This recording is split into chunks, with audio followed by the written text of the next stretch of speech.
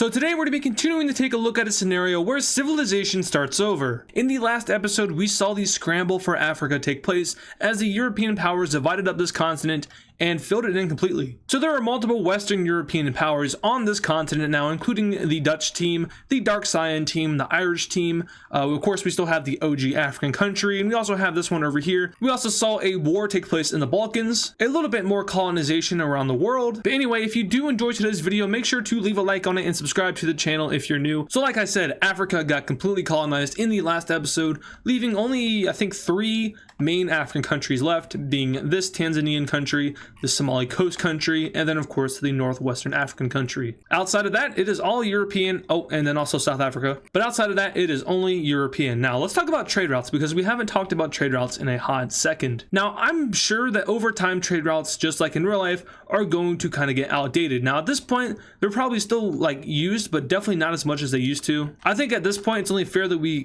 fully update the trade route map to see what it looks like right at its peak. And this is what we end up getting. So a lot of things to cover here, but mostly Europe is almost fully connected up with each other. There's only Central Europe really that remains unconnected, but these countries aren't typically too strong to begin with. So I don't think there's much of a problem with such thing, but all of the powerful countries have connection at least. And then we move over to the Middle East. It is also a lot more connected. The blue team has official access to the trade route. Over to Africa, there's actually one along the northern coast now, and it even goes down the Nile River basin. Now over to Central Asia, where not a lot actually happened. The red team's dream of completely, being the crossroads of Asia never came to fruition because of 2 things. 1, the geographical challenge that is presented with the Himalayan mountains, and 2, lack of participation on the Lime team's part. They never ever really sat down to build this road, and that's mostly because of internal political issues and lack of funding and public support for such a project. But the red team is still fairly satisfied with what they have been able to do. As you can see, they are still pretty much the crossroads of Asia, even without this southern route connecting them. But this is probably the last time we'll ever take a look at the trade routes screen,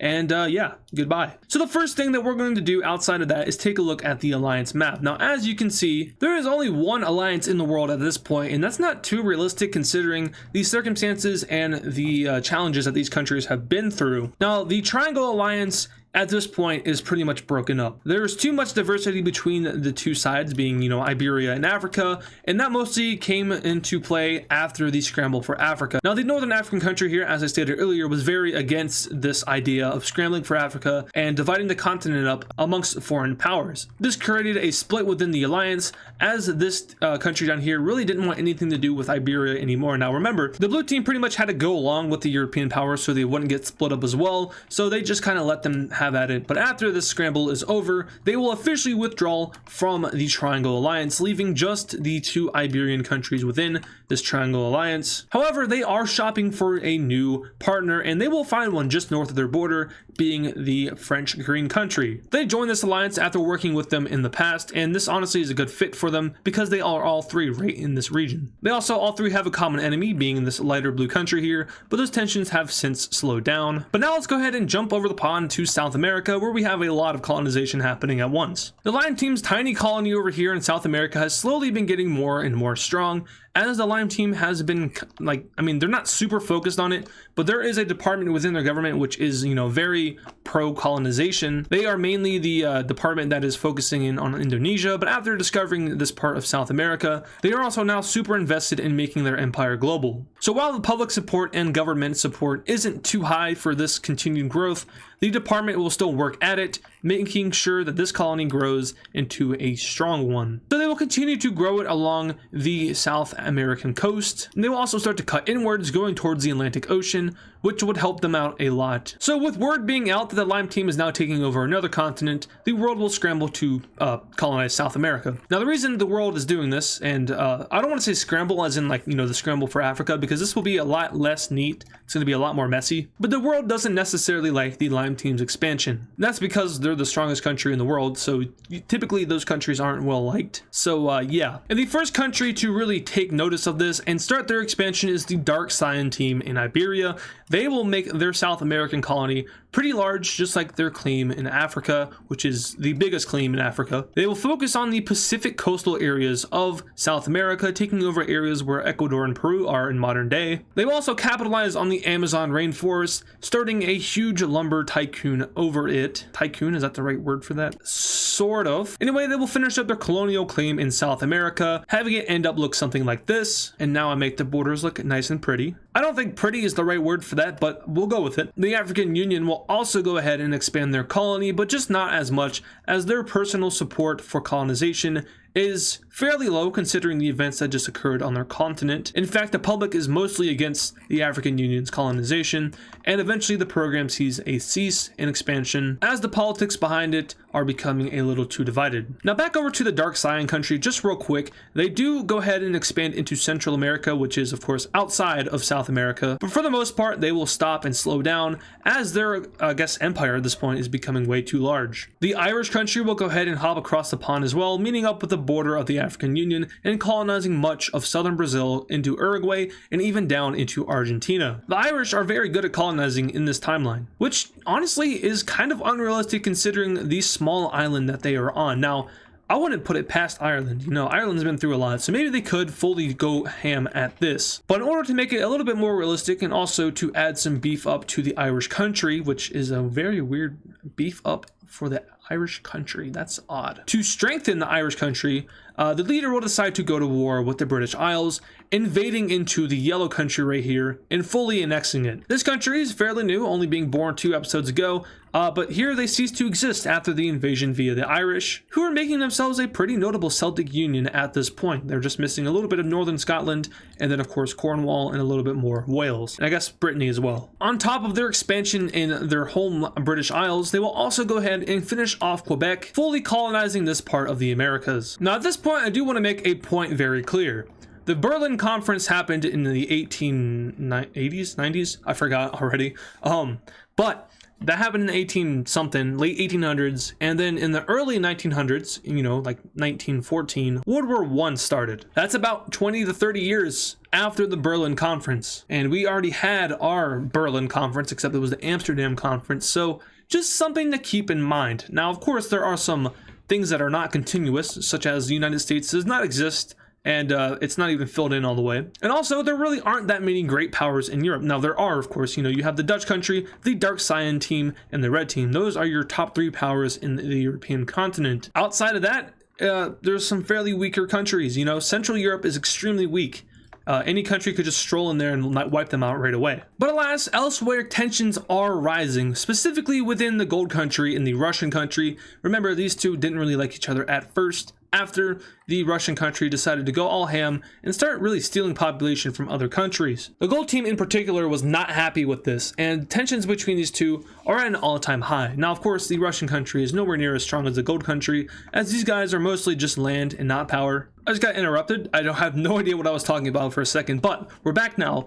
I was talking about the tensions between these two countries, I think. But what I'm getting at is that war between these two countries is on the horizon. It's going to happen. It's just a matter of when. Both countries are gearing up for it, but before, there is some preparation that will take place, specifically by the Gold team. These guys feel as if they can get enough people on their side, they might be able to really transform Europe into a better scape. More so, a more democratic scape. Because as of now, the world is full of oligarchies and monarchies. You know, the Lime team has an oligarchy, the Brown team has a monarchy, and really there's like a dual monarchy happening in this union, which is pretty cool. But there is not a lot of democratic countries. So the Gold team starts recruiting an alliance, which we will be calling the Circle Gang. And a country that is interested in joining right away is, interestingly enough, going to be the Purple team. Now remember, this is the technical true successor of the Red team with royal blood. The lady who rules this country is very democratic appealing. You know, they like the idea of democracy, and they're even starting to implement it within their own country. However, she is still technically a monarch and a queen of this country, but they are just in the process of transitioning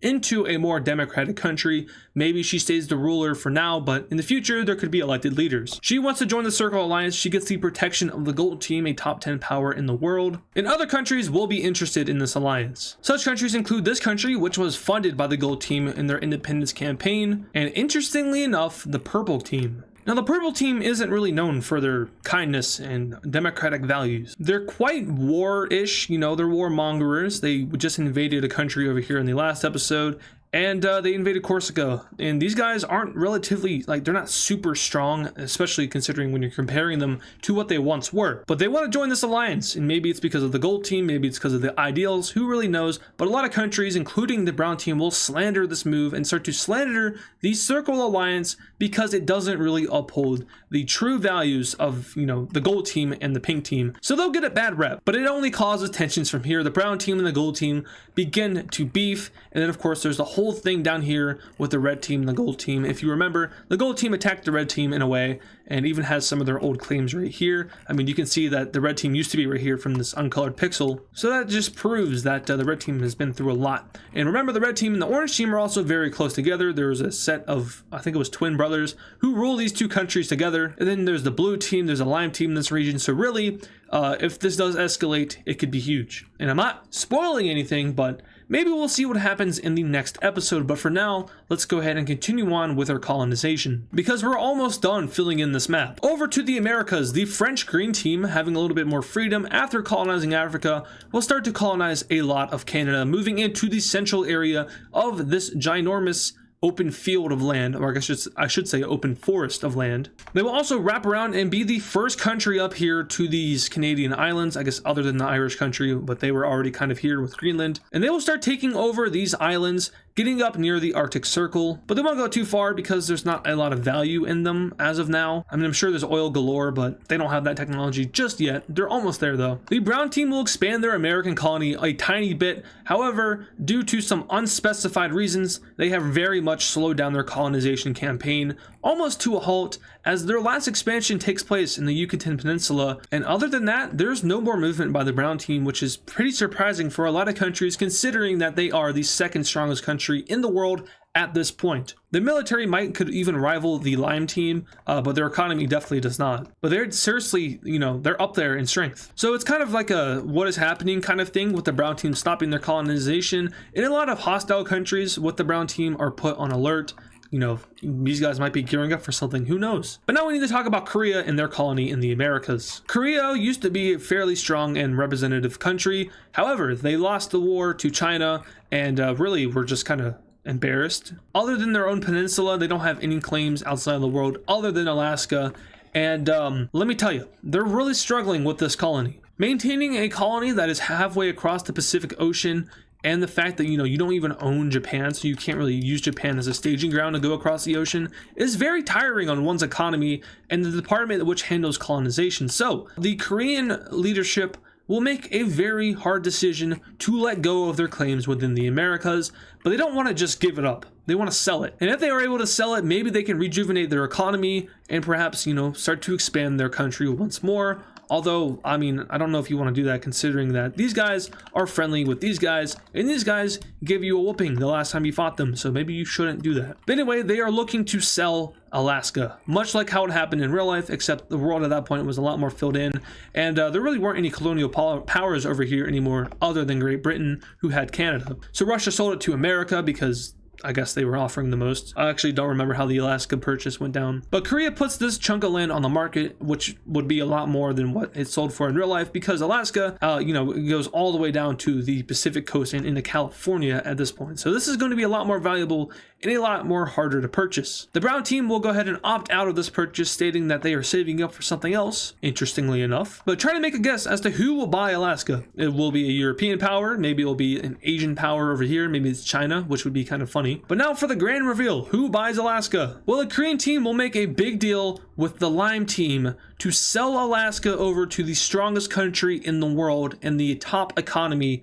in the world. The lime team has really just increased its size to an unfathomable amount, and their empire now spans across multiple continents. In fact, it spans across every continent except for Europe. And this is the peak of the lime team. They are as strong as they will get. They have so many outer colonies and resources within. Really, they're unstoppable at this point. But if you've been paying attention, you'll know that the lime team has been on the political decline. They're losing stability, and people within are becoming kind of restless, especially considering the genocide which took place over here in the Middle East against their own people. The Alaskan Purchase will put a dent in the lime team economy, and eventually some handling goes very wrong and their economy starts to decline very rapidly. The country will go into a political crisis and try to avert the inherent downfall of their economy, which would undoubtedly lead to the collapse of their empire. The oligarchy becomes very flustered within, and their leader kind of is just outcasted because he lost all his political power to that oligarchy. The group begins to fight amongst itself, and we'll discuss more in the next episode. We're ending it there.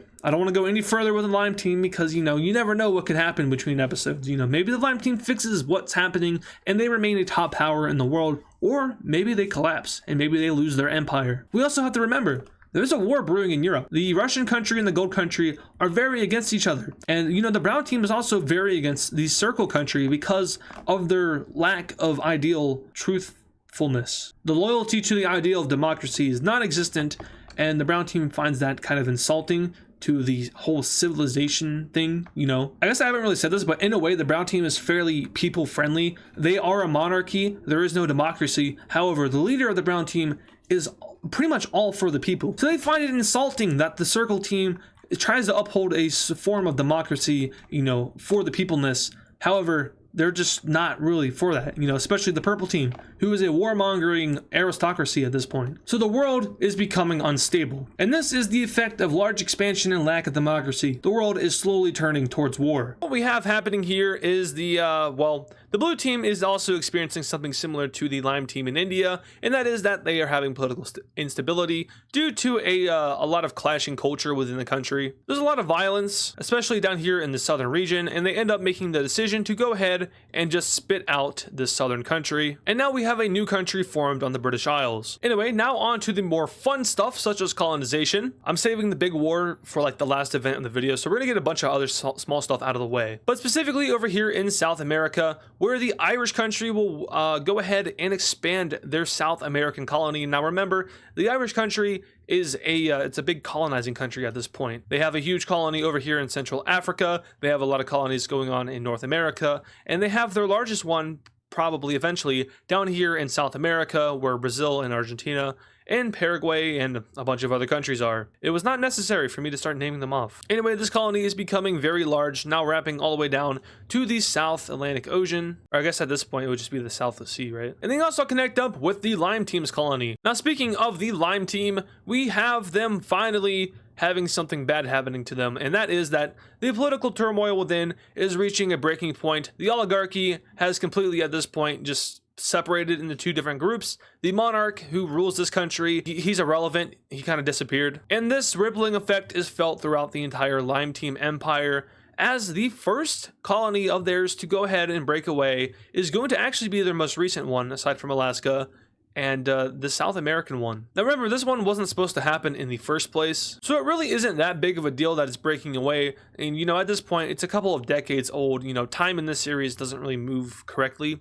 It's kind of hard to gauge how time works. For example, this colony is a couple of decades old, but the ruler of these three countries has remained the same, as pointed out by somebody in the comments. So in all reality, the three leaders here, they should all be dead, and their descendants are the ones ruling these countries now, so we will roll with that from here on out. But these guys break away and get their independence, and they will have to do everything in their power to survive because they are kind of against all odds here. They're over here in the Pacific Ocean, they don't have access to the Atlantic trade routes, and they mostly have to rely on the colonial powers to help them out. Ireland's a pretty nice country. I mean, they're not, because this happened, but compared to some of the other countries, I think Ireland is probably one of the nicer ones, so they can probably trade with them and not collapse immediately. Now we go over here to China, where this Southern Green Team colony, which is one of their oldest ones at this point, will also go ahead and break away. And by the way, the Lime Team is unable to stop all of this from happening because of just the complete government disaster.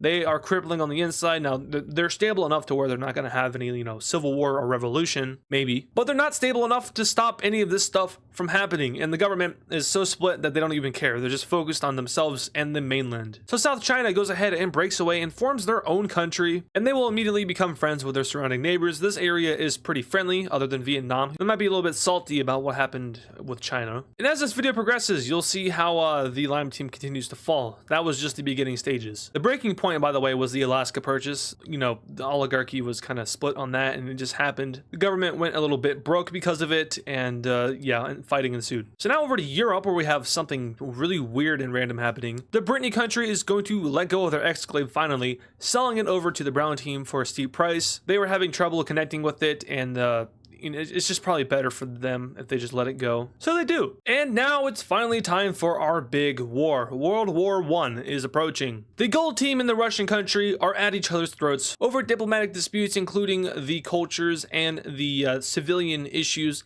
happening on the border of these two big countries. Now, the gold team is a top power in the world. However, similar to the lime team, they do have a little bit of political instability within, but overall they are better off than the lime team is in terms of that, so it's not that big of an issue. You know, there's not like an oligarchy ruling this. It's still mostly just monarchies across the world. So they're able to settle a lot of their issues. But they're not able to settle this big issue up here. Ironically enough, a fight will break out over one of the trade route roads. As you can see here, this trade route is it goes in and out of the two countries here. I mean, it's so big on the map that you can't really tell. But in a smaller scale, it goes something like that.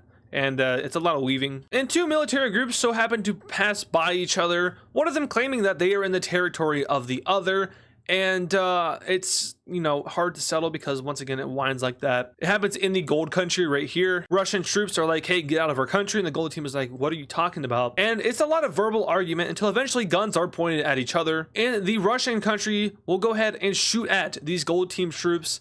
And the gold team is going to process this down in their capital, like, hey, did that really just happen? And then they're going to be like, you know what, it's time for war. So the gold team will declare war on the Russian country. Not only that, but they want to double down and ensure that the future is democratic. So they will also go ahead and bring in their allies, including the cyan country, the purple country, and the light purple country. They seem to have a lot of bluish purple allies. The Russian country has a very strong monarchist leader. He's kind of like an authoritarian kind of guy. And remember, the whole point of the Circle Alliance is to bring democracy to the future of the world, even though that's kind of hypocritical because the purple team, but you guys remember that, right? Anyway, gold team troops who may or may not have already been lined up across the border of the Russian country will now enter into said country and are absolutely pillaging them right off the bat. The Russian country, while not being unprepared, is simply just outclassed by the gold team. And I think I'm actually going to use a lighter color here just so you guys can, you know, understand this a little bit better. But these troops are going in rapidly and taking over a lot of provinces. Of course, their allies are also helping by sending troops over. So while that is brewing, we're going to hop over here to the northern Italian country, who will go ahead and join up in the Triangle Alliance, which at this point is becoming a Western Mediterranean pact. But this is for security purposes. You know, their neighbor just went to war with a big country, and it's getting kind of ugly in Europe. There's a lot of turmoil going on between a lot of countries. So they just want to ensure their safety. Nothing wrong with that. But these guys over here will continue their conquest and are making very good progress against the Russian country, who, if you'll notice, is pretty much all bark, no bite at this point. They also don't have a capital. Oh no, they do have a capital. It's right here. That capital, though, is in danger, as gold team troops are right on the outskirts of it. But elsewhere, there is a slight issue, specifically down here in the Middle East with the light purple country. And the red team has a lot of troops on their border for no apparent reason. Now, remember, these are the descendants of the previous leaders. These two leaders were twin brothers. This one was not. These two twin leaders were also offspring with a mistress, so they technically aren't true royal blood, whereas this one is. So this succession thing is kind of weird. These guys claim that they are the true red team because, you know, they literally are the red team, whereas these guys claim they are the actual red team because they have royal blood, and it's a big old mess. Tensions have been pretty high with both of these countries throughout their existence. The orange team has always backed the red team because of that twin brother relationship. So really, it's these guys versus these guys. The descendants have only made the situation worse. You know, it was a lot more formal at first, and then, you know, as the generations went on, it got pretty ugly, and they're beefing over historical reasons. And finally, enough is enough. The red team attacks the purple team, and this will be the first war in the Middle East in a very long time. Red team troops will quickly move into purple team territory, focusing in on the coastal areas and getting right up near their capital. At this point, the gold team and all the other Circle Alliance is called into the war against the red team, and this is going exactly towards the red team's plan. They will continue to make good progress until eventually gold team troops do arrive,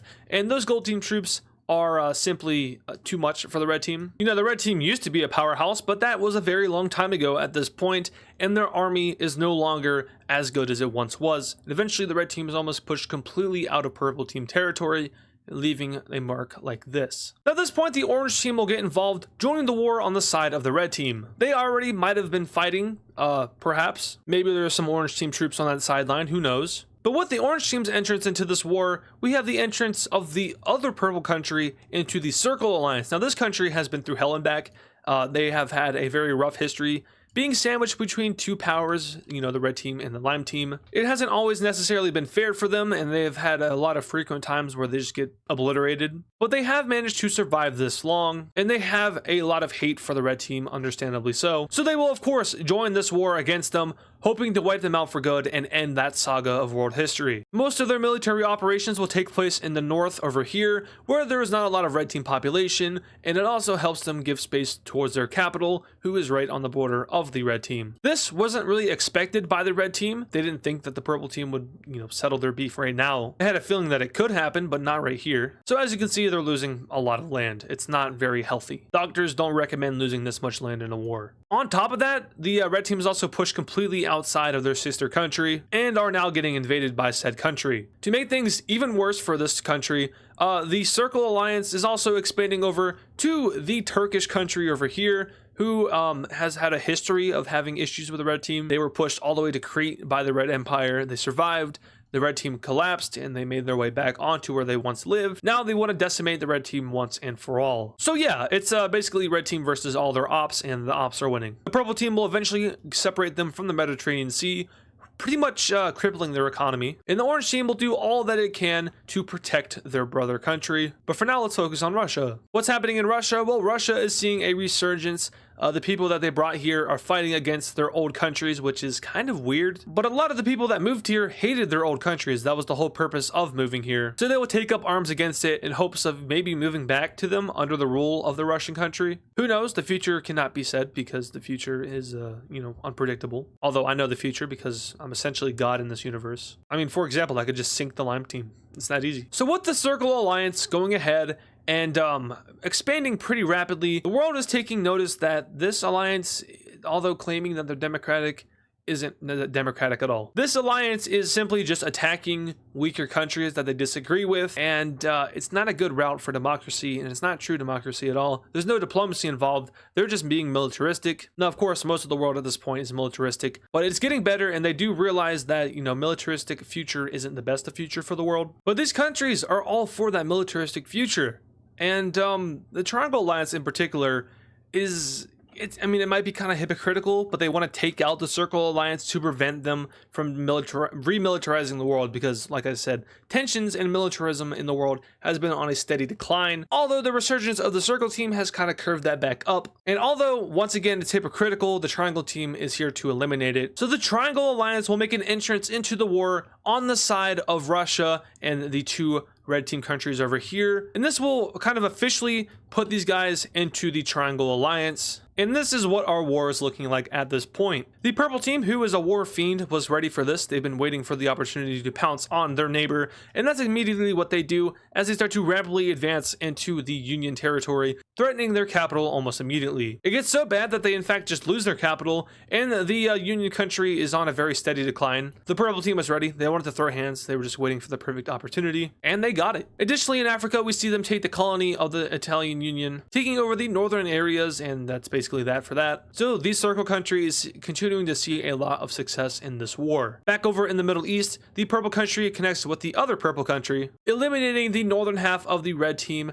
and it just kind of falls apart and collapses. And at this point, the alarms are being sounded in the capital of the oldest country in the world, sort of. The orange team is failing to make any strides to stop the purple country, who is being heavily helped out by the gold team. Additionally, back over in Russia, bad news for the Triangle Alliance, as the capital of the Russian country falls, and gold team troops are making very excellent strides in wiping this country out from existence. The only issue, though, it's huge. Not that big of a deal, though. They will just continue to invade, eventually separating half of this country from itself. We also see them go ahead and recruit another country into their alliance, this time being the dark green team over here, who will immediately join the war on the side of them and start invading the remnants of the Russian country over here. So yeah, it's not looking good at all for the Triangle team. Their most powerful area is, of course, over here in Iberia, but they are kind of separated from this area, so they're unable to get to their Union partner, and unfortunately, they will be forced to surrender out of the war, basically making the purple team reclaim all of the Italian peninsula. At this point, the war focus has been shifted from Central Europe over towards Western Europe and the Middle East. The purple country over here will get right up near the red team's capital, and for the second time in history, this capital will be taken by outside invaders. The orange team at this point is just crying on their knees. However, good news. But in a very unexpected turn of events, the blue team will enter the war on the side of the red and orange team. And now it's time for a little bit of a lore dump. If you remember, the blue team had the Holy Cities Rebellion pop up and completely wipe them out. This rebellion wanted to restore the power of the blue team and make them relevant once again, and that was what they were able to do. The blue team at this point is a top 20 power in the world. They fought against the red team in order to take back their old land.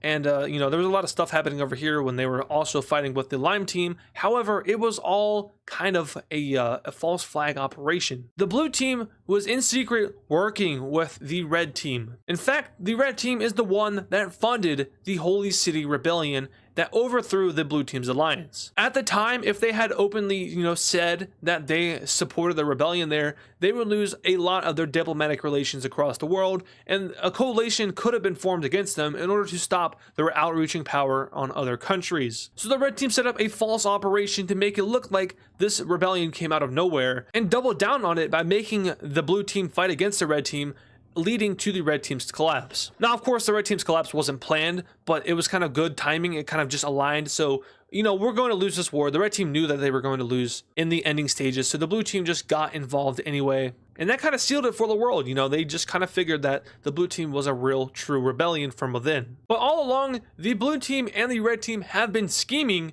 to go ahead and unionize together to reform the old empire. Just too much stuff happened. The wrong leader got elected in the red team and the whole thing collapsed. But now is a perfect time than ever to get involved, because as you can see, all of the red team's old land, the core land, is in the Circle Alliance. That includes all of Turkey, the Middle East over here where Persia is, the Triangle Alliance including the orange team and the blue team, and then up here in the gold team where they have some of the red team's old land. So this is the perfect scenario to jump into this war and remake this old empire. The blue team will immediately send their troops, who have been training for months for this very exact moment, right up into the purple team of the Circle Alliance. Of course, this catches them off guard, and they are losing very many provinces per day. Their military is forced to retreat in large in the south, leading to the recapturing of the red team's capital and a very large resurgence on the front. Eventually, even the orange team is able to start carrying their own weight, pushing up against the blue team troops. Eventually, even the orange team is able to carry their own weight,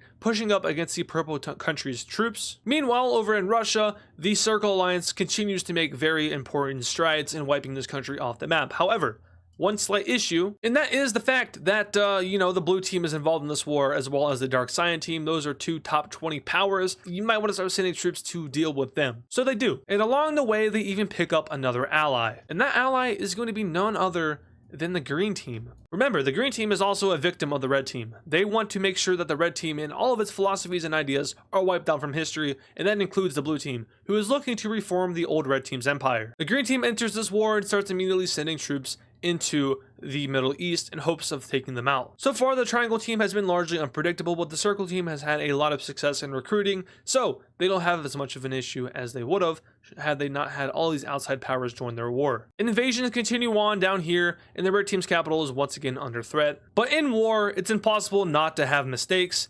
And almost every war in history, you can take a look at a country doing something stupid, and it has a lot of repercussions, and usually that country gets absolutely smacked around and obliterated. And the same is here in World War I. The purple team will accidentally attack a brown team base. There are a lot of military bases along this coast over here in the Mediterranean Sea. It's known as the militarized coast. A lot of European countries are scared of this area because of the heavy military operation that happens. You know, the Triangle team is constantly doing naval war games over here. The brown team works closely with the Triangle team in these war games. They train together. It's kind of like NATO in real life, except in the late 1800s at this point. But the purple team, thinking that it's a Triangle team base, blows up a base, killing a lot of soldiers, but those soldiers just so happen to be a part of the brown team. And I mean, is there really anything else that I need to say? The second most powerful country in the war enters this war, and almost immediately the purple team strides into the Union country, are evaporated, vaporized, whatever you want to say. They use their friendly country over here as a staging ground to launch an operation into the east of the country, decimating the purple team's armies. Remember, the brown team is business. They are super strong. Their military is on par with the lime team. They only lack in economy. Their troops now enter into the actual union of the purple team. The French country over here will capture Corsica, ironically enough. And after losing their capital, the purple team essentially crumbles. And the brown team, just like that, wipes out a member of the circle team in only a couple of weeks. Over here in Central Europe, much of the same. Brown team troops just completely obliterating any front lines. Now, this is going to be a little bit more brutal because these two countries didn't have active fighting. They were sending their troops abroad, and they didn't really see the brown team entering the war. And I do want to clarify, when a country enters a war in real life, they take a couple of weeks to prepare. So these countries would have been notified, but it just can't be that simple, can it? The brown team may or may not have been ready to jump into this war at any point. And that's because of their hate towards the Circle Alliance. Remember, they call them out for their anti-democratic values. So the brown team stomps on this opportunity and starts absolutely just obliterating these two central countries over here. The first to fall is the light blue one, and the green one is being invaded right after. And now the gold team is in trouble because they have to fight the brown team, the second strongest country in the world. The gold team immediately starts pulling troops out of the Middle East, which will leave the Middle East in a little bit of a pickle, a very bad pickle, because these gold team troops were the only ones that were basically fighting on this front line. I mean, not the only ones, but they were the main ones. The purple team is immediately they just pull all their troops back to the border in hopes of a defense. And the purple team, they don't pull their troops back, they just all die. And with the help of their allies, the red team is able to start advancing into the territory of this country and take their capital city. From there, it is a true victory as they surrender. The dark maroon team will also experience a little bit of an invasion by the red team. However, they will agree to peace. And very quickly, the gold team loses their claim over Turkey. So just like that, it's all hit the fan. And now the Circle Alliance is in a little bit of trouble. The red team and the blue team will work together to tag team the purple team out of existence and are now very friendly on the border of the dark green country. But not so fast because the lime team has just entered this war. And now we know why it was called World War I. This thing is serious. The strongest country in the world has joined the war on the side of the Circle Alliance, and they share a lot of the same values in the thoughts. They don't want the red team's dynasty to come back, and they also are not a big fan of this thing up here because it's been pulling population from them as well as the other Central Asian countries. Now, originally I was going to have these guys all jump in on this war, but I don't want this video to be too confusing, although realistically they would because of the hate they share for each other, but it's just not going to line up and happen in this timeline, so they will stay out. However, in the next episode, I would probably expect for some changes to happen over here, just saying. But with the lime team's entrance into the war, it's something. They will immediately start crushing the armies of the red team and the blue team, but the issue is that they slow down and eventually stop, and then they retreat. And the dark green country is like, what are you doing?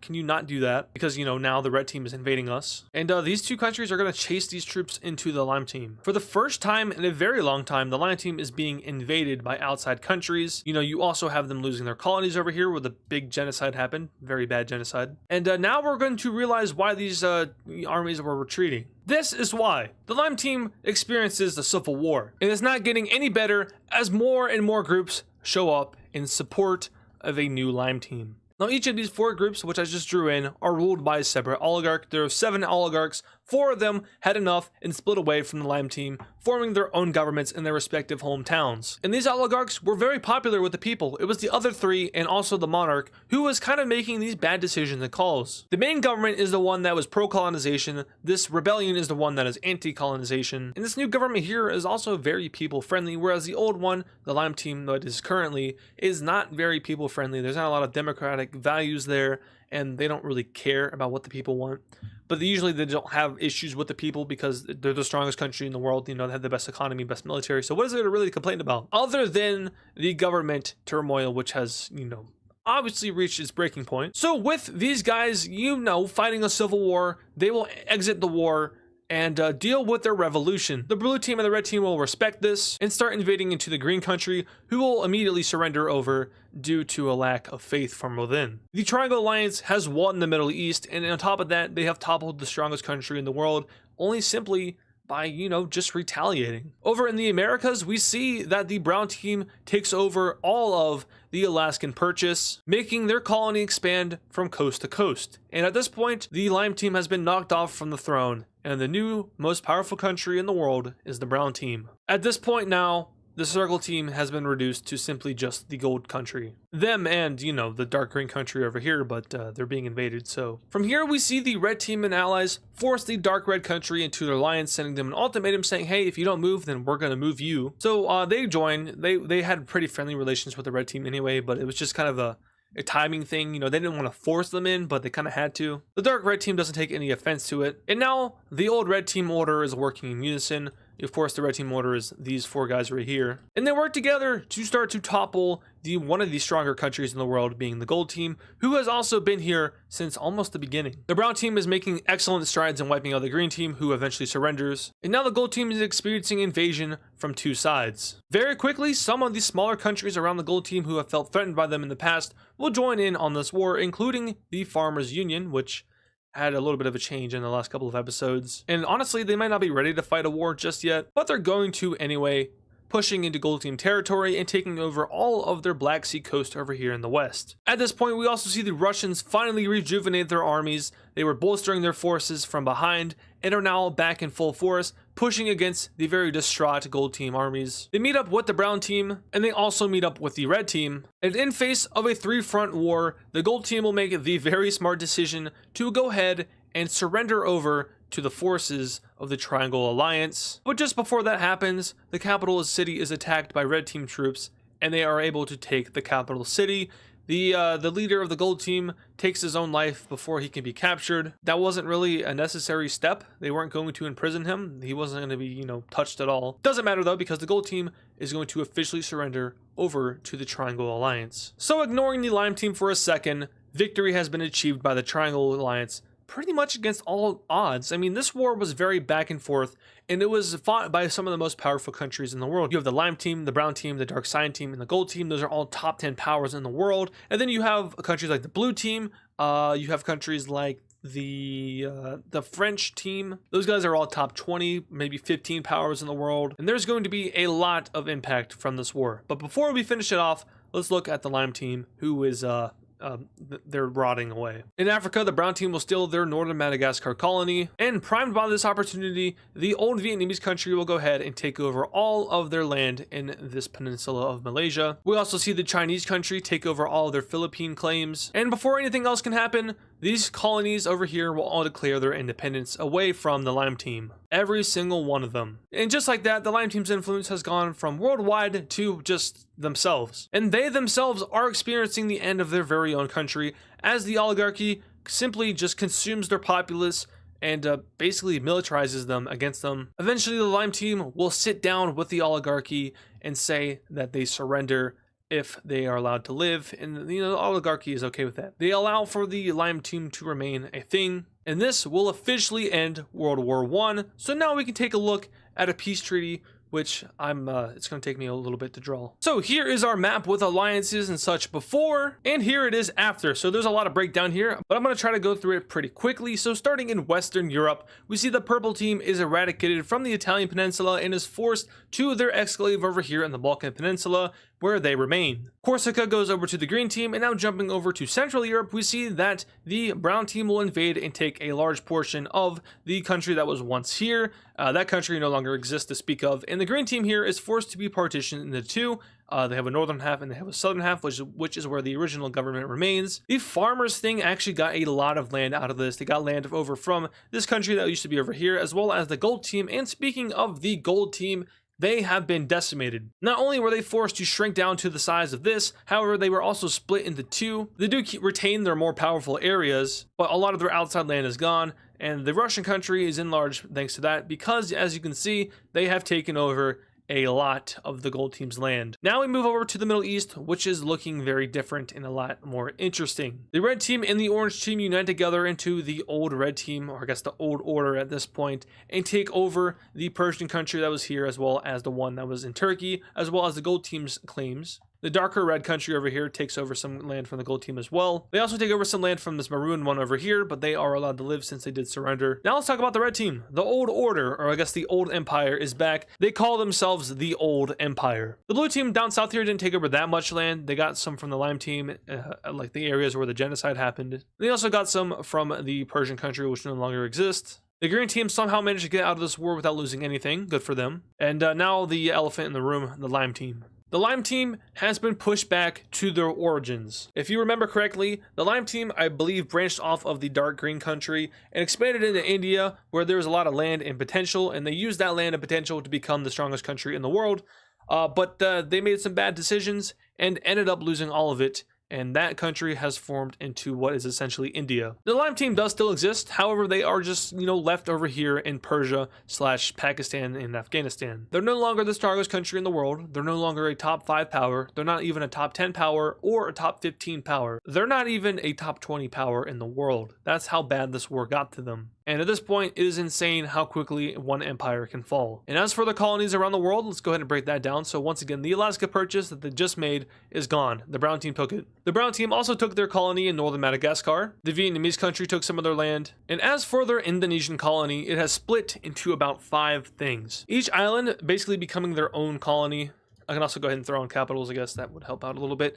We have a purple one, the red one, the yellow, and then the green one, and then the light teal blue one over here. These guys all split apart into their own respective countries, and respectively, they are very weak. This one over here is the weakest country in the world at this point. And yeah, that is going to do it for the war. So as for the alliances, they're very loose. They don't stay together. The Triangle Alliance basically falls apart. All 3 of the Middle Eastern countries leave it. The Brown team leaves it as well, and does the Russian one. As for the Circle Alliance, everyone leaves it. The Circle Alliance is completely disbanded. And we're back to only having one alliance in the world, and the North Italian Union did join that, except now it's just the Italian Union, since they rule over all of the Italian peninsula. These guys had a civil war, a pretty nasty one too, and they ended up losing it, and were reduced over to the Persia / Pakistan area.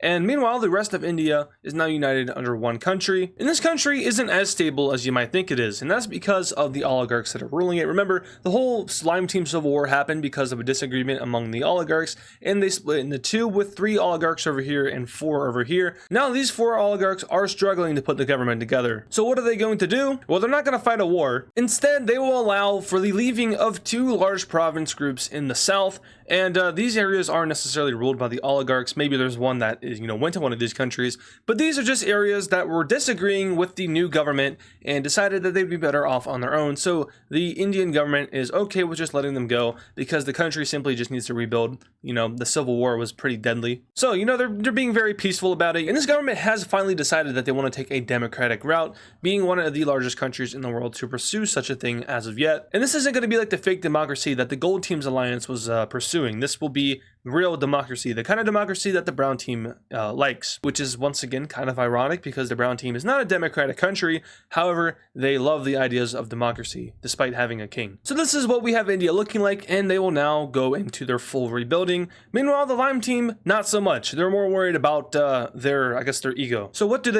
Well, they're going to take it out on this tiny little orange country over here. These guys, they don't have any allies. They are a former piece of the Brown team up here, and they just never got any help from anybody, and they're also extremely weak. So the Lime team troops will move up and take their capital area. However, the Orange team is not playing around. They're going to fight back. Despite being one of the weaker countries in the world, the Lime team's army is simply just dysfunctional. It has not recovered from the war effort, and a large amount of their troops get encircled in the capital of the Orange country. The Orange country will then start pushing back against all of the Lime team's troops, and the Lime team is like, what is happening? The 3 oligarchs that are ruling this thing are very embarrassed, as they should be. Although a pretty good counteroffensive is orchestrated over here, which eventually leads to the reconnection with the troops who were previously encircled. However, elsewhere, it just simply isn't going as well, as Orange team troops are pouring into the Lime team's territory. All this while they are making steady gains over here in the west. But all in all, technically the Lime team is losing this war in terms of how much land they've lost and gained. They've definitely lost more than they've gained. So at the end of the day,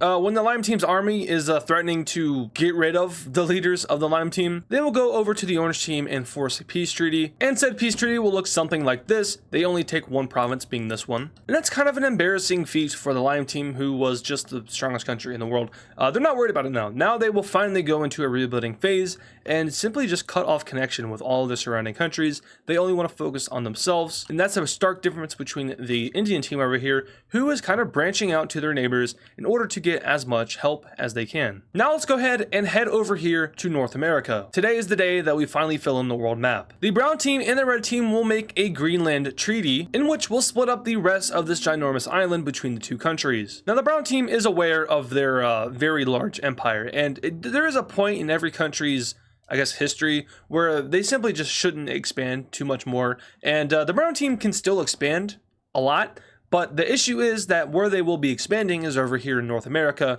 and this is a lot more land than Greenland. So if they wasted all their, expansion points on Greenland, they wouldn't be able to get as much land over here in North America. So they're going to compromise to say, hey, we'll take less of Greenland in order to get more of North America and maybe even some other territories around the world. So that does mean that the rest of Greenland will be going over to the red team. Additionally, the red team will take claim to a lot of these Canadian islands, and they will take over this entire big body of water in here, which I should probably definitely know the name of. Doesn't matter though. The rest of these islands will go over to the green team. And now we get over to the rest of North America. A treaty will be crafted between the green team and the brown team, dividing up the rest of the northwestern territories. And that treaty will look something like this. Once again, the brown team isn't taking as much land as they probably could. You know, being the #1 country in the world does give you a lot of leverage. But the northern part of North America will look something like this. And at this point, you know, this land is being settled by people. There's people living here. It just isn't like, I mean, it's kind of unofficially claimed by the brown team. Like, if I wanted to, I could just say that this was all the brown team because, you know, the citizens and colonizers of the brown team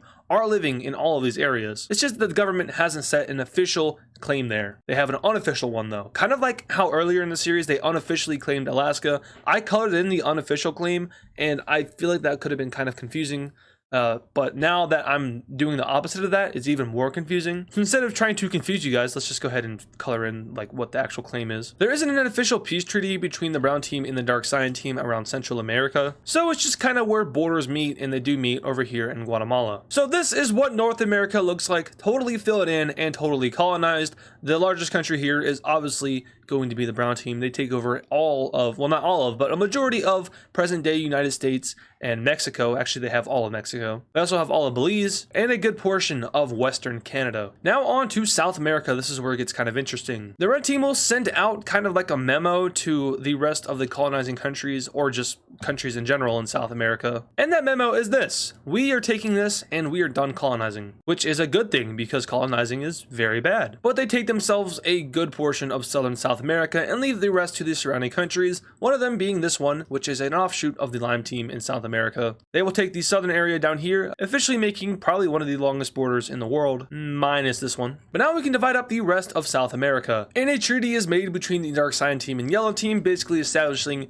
these claims between these two countries. The yellow team will get a good portion of southern Peru and into Bolivia. But now there is one slight issue, and that is that, well, the African Union over here, they don't necessarily want to colonize any more of South America. And the dark cyan team also doesn't want to colonize anymore because their colonies are huge and they've kind of reached their limit in that department. So what happens here? No one wants to take this land. Well, first of all, I'm going to kind of redraw this border a little bit. It looks horrible. I mean, not saying that my borders in general are any good, but that's a little bit better. So anyway, back to this. Well, the African Union will give their colony independence. Now, this colony isn't the strongest of, you know, let go colonies in history, but they are definitely capable of claiming this land for themselves and also working out an official deal on this border. Once again, I'm finding really bad borders. So that goes to them. And here we have South America completely filled in with already 2 independent countries on this continent and also 2 colonizers on this continent. And the 2 independent colonies are actually pretty large. Will they stay this large for the rest of the series? No, they probably won't exist for the rest of the series because I do plan on dragging this thing out for pretty long.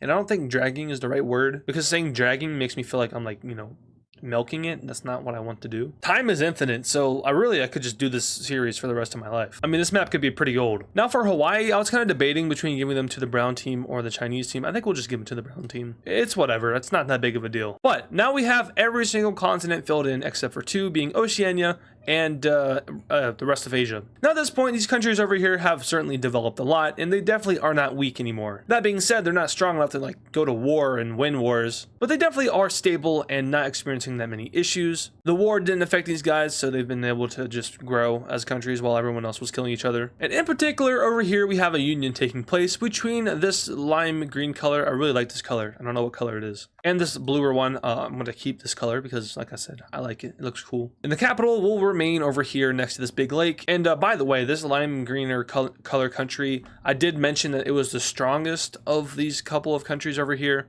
That's because of the lake. I think that was my logic. But it doesn't matter now. They have united together and they want to go north. There is a ton of unclaimed land. There's some people living up here, but it's not like super valuable. But the resources, though, they're going for the resources. So they will make their way all the way. Whoa. So they will make their way all the way up there. Oh yeah, sure. All it takes is one little pixel and the whole thing goes to hell, but they take all of this land and claim it for themselves, and they themselves become one of the larger countries in the world. And with this big accomplishment by this team, other countries around the world are going to take notice of the rapidly lessening amount of land in the world. Specifically these guys, like this teal team right here and this pink and dark cyan team. They're all like, hey, we want land. So Russia, they are a little bit weak. You know, they just fought that war. They lost a lot of people. They don't really want to have beef with anybody right now since they're rebuilding. So they will kind of like sit down with the teal team and kind of tell them where they can go, because that's what world powers do. They boss everyone around. But they end up drawing something like this. The Russian country gets the rest of that, and the teal country will get all of that. And that looks very nice. Now for the rest of this, it's not going to be as organized. The dark cyan team will just kind of scramble for it all, and they will get all of Siberia for themselves, which honestly probably should have happened way earlier in the series because there was no one else to really compete against them other than Korea, and Korea is a lot weaker than it used to be. So yeah, my bad on bad storytelling. As for the rest of this land, it will go over to the pink team, who is heavily kind of debating on joining in on this Lime Union over here, because of, well, the benefits that would have for both countries. They're a lot closer to areas like Korea. Trade routes, they really aren't important anymore, but they definitely have a lot more trade route. I think I said I would never talk about trade routes ever again, and here we are. Anyway, now Asia is all the way filled in completely, and we can go over here to Oceania. So, the previous colonies held by the Lime team have all disbanded and are their own thing now. None of them are particularly strong, and none of them have the capabilities to really go out and colonize all of Australia. So we're going to be having a foreign power come in here, and that foreign power will be China. They will take over all of Papua New Guinea. They will move into the other areas and islands down over here. There's a lot. We do see the Dark Cyan team take some of these islands. You know, they're kind of in the area being over here in this part of South America. And the Dark Cyan team will also take over New Zealand. We then see the Brown team finish off the last parts of their empire, landing over here in Western Australia. We also see the Green team kind of move around a little bit, although not much. And China, of course, will move around as well. The last country to make a landing on the Australian island will be the Dark Cyan team. And at this point, it's time for one last peace treaty that will divide up unclaimed land. So let's take a look at that proposed treaty. And in this peace treaty, Australia is completely claimed and divided up amongst foreign powers. I guess the Green team isn't necessarily that foreign. They did have the claim over here before the whole Lime team collapsed. But China's way over here, the Brown team's mainland is way over here, and so is the Dark Cyan teams, although they do have colonies that are a lot closer, like in Madagascar or over here in South America. But now we can zoom out and take a glamour at our beautiful world map, and you're going to notice that the New World, along with Africa and Australia, have little to no capitals in them, and that's because the world is mostly colonized at this point. Around 4 continents are basically just foreign powers having claims over foreign land, and really only 2 continents have actual countries in them, being Europe and Asia. And of course there are some outliers like the Indonesian independent countries over here, or the 2 independent countries in South America, and then the occasional independent country in Africa. There's around 3 of them. Nope, there's actually 4. And kind of taking a look at the major cities of the world real quick, I just went through and kind of updated this a little bit. Now, you know, geography is an important matter of everything in the world. For me though, don't care. Now, of course, I took factor in things like the Himalayas. Like, there's not really any major cities in the Himalayas. And, you know, I also took real-life population density into account. So, like the U.S., a lot of the population is, in just real life, is on the coastal areas. Of course, you had the big Western movement over here that all took place just under a colonizer. Some of this land is new and just settled. I just went ahead and put in major cities now so I don't forget later on. But yeah, you can kind of see how the population of the world has grown and where it's all at. So now we head over here to Central Asia. In the last episode, I did say there might be some fun stuff happening over here, and guess what? Well, there is going to be some fun stuff happening. It all starts with the Yellow team. These guys are experiencing something called unrest, and that unrest is getting to a point to where this whole region over here is starting to break away from the Yellow team due to cultural differences. Their culture more so aligns with that of Russia and the Pink team, and the Yellow team is kind of authoritative, so they don't really feel comfortable and safe within this empire. Well, it's not really an empire, this country. Sometimes I'll just call countries empires randomly. It's not always true, but it sounds cooler. Anyway, this region will go ahead and break away after there is no progress made between them and the government in equality terms. So the Yellow team is now finding itself a little bit of a rebellion. Only one tiny issue, and that is that the surrounding countries are going to take advantage of the yellow team, and these surrounding countries are none other than the green team and the gray team. Remember, the hate is real over here. So while the yellow team's armies are distracted in these breakaway provinces over here, the green team will start invading into the southern area and start reclaiming what was once theirs. And I do just real quick want to mention that, I saw some people saying that, these countries are thousands of years old, and that's not necessarily true for the reason of government reformation. Whenever a government reforms, technically that is a new country, but it has to be like a big overhaul of government. It can't be just like, switching ideologies. That doesn't count. You have to have an overhaul in government, and the red team has been through that plenty of times. It's just that the color has kind of stayed the same to show, I guess, the family tree of the red team and how it has gotten to where it is, or more so the lineage of it. Same thing with the blue team, they've gone through some stuff, the Holy Cities Rebellion. Really the only country that hasn't is like the brown team. China's been through some stuff, they had that war with them, that kind of switched them up a little bit. I mean, even Korea, they haven't changed colors, but I'm sure they've been through all types of different governments. And that's kind of like the free will of your mind in this series. I've said this so many times, but I really want to give you guys creativity and control over how this all plays out. I just kind of draw the lines in. You guys can use your head to, make up scenarios for yourselves. Anyway, back to this. Green team troops doing good work against the yellow team. And guess what? The gray team troops are as well, as they enter into yellow team territory. And I just realized I need to draw in new provinces for all the land that has been settled. Oh boy. Possibly another live stream coming up soon, guys. Hopefully soon, because I do go to college in 2 weeks at this point. That's really scary. Oh god. So these two teams are doing detrimental, I almost butchered that really bad, but they're doing detrimental damage to the yellow team. The yellow team is just not in a good position to fight back in this war, and it will officially be over once the pink team gets involved, and the pink team does get involved. And now it's basically just like a war of getting rid of the yellow team, because the yellow team, honestly, it has been one of the more aggressive countries in this region, and it's bad when your rebellion starts to take land from you. So yeah, that starts to happen, and eventually the yellow team government will completely collapse, leading to a peace treaty amongst the dividing powers. And this is the peace treaty that they are able to come up with. So all of this land over here will go to, no, like I said, it only takes one little pixel. All of this land will go over to the gray team, this land over here to the pink team, this land over here to the green team, and finally the rebellion will get its independence as well as a little bit of land. So the yellow team is no more, and Central Asia is looking a lot more divided up, and this blue country, oh boy. The voices are telling me to erase it from existence, however, I will refrain for now. Alrighty, so that is that, and now it's time for one final event, and that, my friends, is the union between the red and the blue team. The pact is complete and the plan has been fulfilled. Now, this was a part of the blue team and the red team's plan. Ever since the blue team had that Holy Cities Alliance rebellion, this has been being cooked up, and none of the world was able to figure out this plan,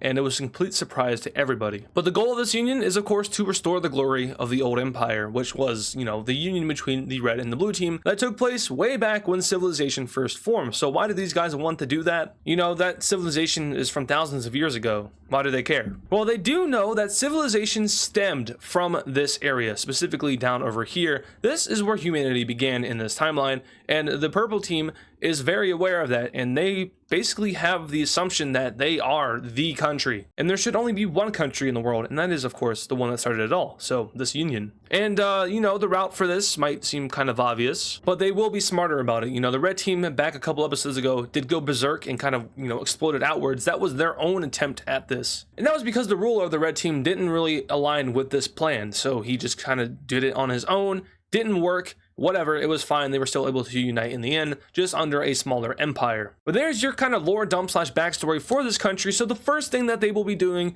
is going after any other country that stands in their way in this peninsula, and unfortunately that is going to include these two guys down here. They're not a part of any major alliances. In fact, there are no major alliances other than the 4 over here, and to be honest, no one's going to really stand in the way of this alliance. It's very powerful.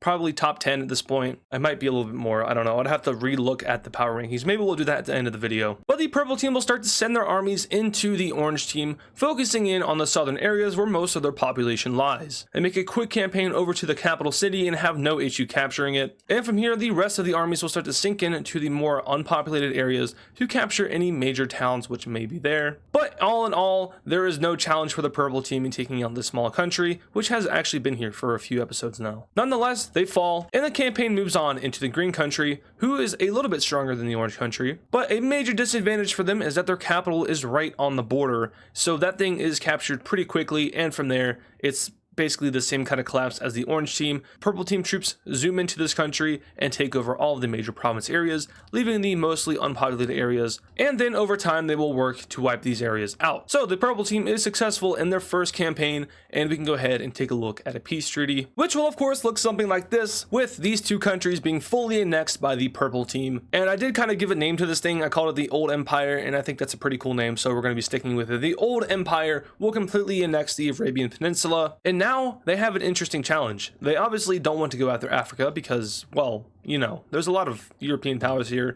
and I'm not sure if it's exactly the Old Empire's plan to get on the bad side of Europe, but you do have options up north, like with this red team. You know, Ukraine, this area recently just got extremely nerfed. You can even go into Central Asia, where there's not any strong countries. The Lime team, of course, just got destroyed by their own civil war in the last episode, or it was the episode before, but they got even more destroyed in the last episode. And then they're also rebuilding, so it might be a great time to jump onto that. So the purple team is obviously going to be a threat for a lot of countries. But let's head over to East Asia. We really haven't done anything over here in a hot second, and that's because it's mostly been pretty peaceful. But we'll go to Japan first, because there's a campaign happening on this island. And this campaign is being led by the blue team, and their idea is to basically unite all of southern Japan under one empire. And luckily for them, they are the strongest of the southern Japanese isles, and they're not going to have too much of an issue doing this, as they invade into the orange country and are able to knock them out pretty easily. From here, they'll move on to the green country, taking over their claim on this other island over here, and then sending their armies into two different areas,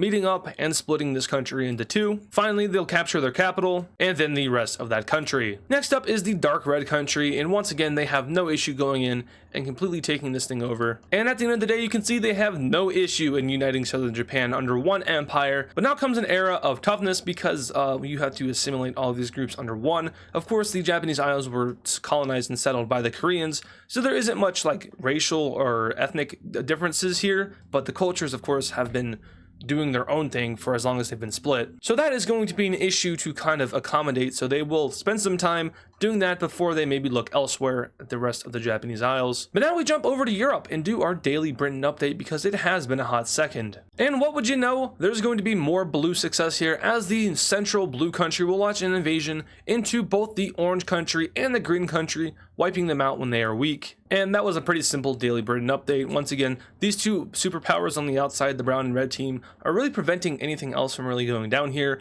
other than the usual fiasco amongst the countries which were unaffected by these two. But now we jump over here to Eastern Europe, and we're gonna have something happen here for once, because not a lot usually happens in this area. Simply enough though, the Russian country is going to launch an invasion on the orange country, and that is to get access to the Baltic Sea. So Russian troops enter into this country and have no issue at all. They are far stronger than the orange country, and I don't think the orange country has ever even seen military experience in combat before, so they are very easily wiped out by the Russians. And going along with the simple theme in this episode, they will of course fully annex the orange country. So now the map is looking something like this, and this event is going to kind of inspire some stuff over here. Some stuff will start to get cooked up, but we won't show it just yet because we have to tackle another major event in the world, and that is going to be the Great Depression. Okay, so in real life, the Great Depression started with the crash of the stock market. Also, you know, post-war World War I wasn't the greatest in Europe. Here, it's a little bit different. You know, the stronger countries are able to rebuild a lot better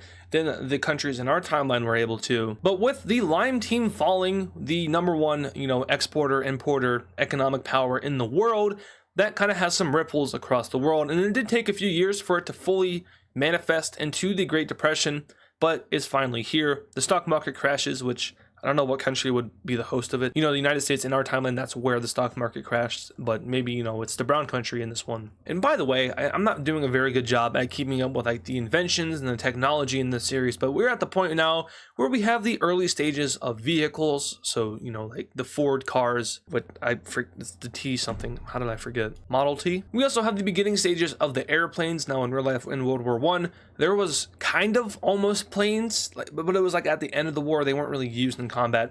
they were, still too early to really use. But we're now progressing to the point where they might be able to be used in combat very soon, just not yet. I want to also do a ranking of technology, so we'll do that here in a little bit, along with the power rankings. But now, like I said, the Great Depression has taken effect, the stock market has crashed, banks are closing across the globe, and countries are, of course, suffering. And the areas getting hit the hardest are going to be most of the Asian countries over here, and a lot of Eastern and Southern Europe. Now, Western Europe, they are also, of course, feeling the effects of it. It's hurting their economy. They are laying people off. Unemployment is, of course, through the roof, much like it was in real life.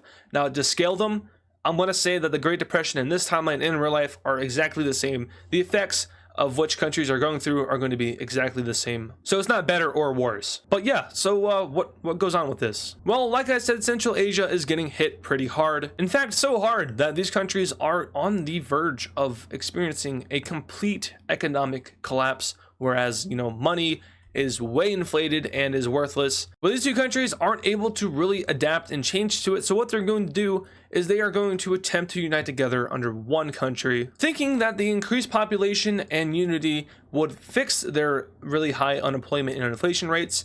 Unfortunately, though, that is not the case. And the union under one, which is going to try to combine two foreign currencies into one while experiencing a Great Depression, that's not going to work out too well. So this country will literally collapse politically. There is no more government. It fell apart. It goes into anarchy, and some countries on the outside are going to take advantage of this. This gold country right here will be one of the first to do so. They will send their armies into the two large provinces of this country and attempt to make a name for themselves. However, there is one small issue, and that is that they can't afford to pay their armies to do this. And, well, they also start to collapse. They will attempt to pay their armies, however, the armies will desert. And what we have here is kind of like a rogue state being formed with no official government. However, the military is mostly camping out here, and it's most of the gold team's military that is lost. They lose about 94% of their forces, which, not good. That leaves like the National Guard to defend the capital. So these guys are extremely vulnerable right now. But nobody's going to make a move because of what they just saw happen. A large military just said, what, screw you. We're going to start our own country. So countries are fearful of that. And this large pink team territory is just kind of left here in an anarchist state. And it will be that way for a while until the Chinese team makes a plan to divide this territory amongst the outside forces. And in this treaty, a lot of countries will be getting some land from the pink team, in which they don't even have to send their armies to, so they don't have to worry about them deserting. So let's take a look at how they exactly decide to divide this area up. Guys, I'm so happy. I found a new way to kind of divide up the provinces. If I select the outlines of the provinces in this layer and then go back to the main layer, I can do this. And then I can just color these in. It's beautiful. Anyway, in this treaty here, we have the provinces and country being split up like this, with the Chinese country and the seafoam green looking country getting the most out of it, but the red team also gets two provinces over here. All right, so at the end of the day, this is what it looks like, all divided up, and we can see that this green country up here is becoming extremely large. Now, extremely large doesn't mean extremely powerful, so they might be, weak to any foreign invaders, but we don't really have to worry about that in this time period right now, because invading countries will get you lost your whole army, so you don't really want to do that. Now, you might be wondering, why did this central country right here not get any land out of the treaty? Well, that's because they just decided to go ahead and join the Chinese country. The Chinese country is benefiting a lot from this event. Now, you might be wondering, how come, other countries aren't able to do this right now? Well, the Chinese country is doing this in a very unique way, in which they are kind of, gatekeeping their main provinces from the new area which they just got. So they're not really worried about, changing the currency over. Of course, they're sending people to kind of, grasp it and assimilate it into their territory. But they will hold off until after the Great Depression to fully integrate these territories into their country. So this might inspire some outside countries to also take a similar approach. But the Chinese country is, of course, one of the stronger countries in the world. So maybe not every single other country would be able to do something as such. Only some of the other top 10 powers. But now we jump over to North America, where we have a first happening, and that first is going to be a country getting its independence. Right now, there are 0 independent countries in North America. There are 2 in South America, but there is 0 as of now in North America until today, in which this small colony over here will be given independence by the what color is that? Snow blue? Whatever. This Iberian country will give them independence, and that's because they want to try to solve their economical issues as soon as possible. Maybe, you know, giving away this land will fix some of that issue. They're allocating funds to maintaining and keeping this colony, so instead of using those funds overseas, how about you use them domestically, and maybe they'll fix some issues, who knows? So that is their approach, and they will give independence to this colony.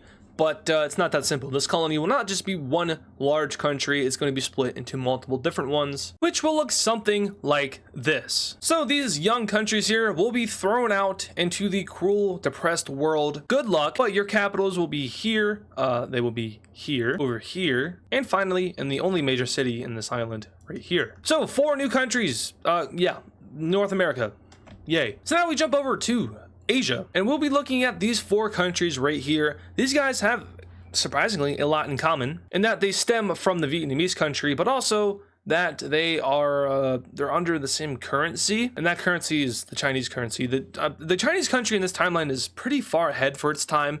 You know, they have countries outside using their currency, like the red team uses their currency, which is pretty impressive. But they also have a lot of these southern countries down here using their currency, and then the blue team was using the lime team's currency. I don't know what they're doing now. Like in real life, if the USA just collapsed, their currency would also collapse, and that would really mess up the world. Which, you know, in this timeline is kind of why we went into the Great Depression, because the lime team just kind of, you know, disappeared. So what did they do? Well, they're going to do what a lot of other countries have been doing at this point, and that is uniting together in an attempt to kind of stop any future economical snap. Sorry, there's a lot on my mind right now. I can't really focus. And that's not a bad thing. What's on my mind is what I'm going to be doing in these upcoming episodes. I just got like a bunch of really good ideas and I wrote them all down. So now I'm excited to record these videos. Because World War II, ooh, it's going to be good. I got that whole thing planned out while I was recording this. That's how weird I am. I think of videos while I'm recording and talking. Is that normal, or am I like kind of mentally not okay? Who knows? Anyway, these 3 countries will unite into one country, and I'm really struggling to think of colors to use here. I wish I could use yellow a lot more, but the issue is that you cannot see the capital cities when I use that. So usually when I use yellow, I use like a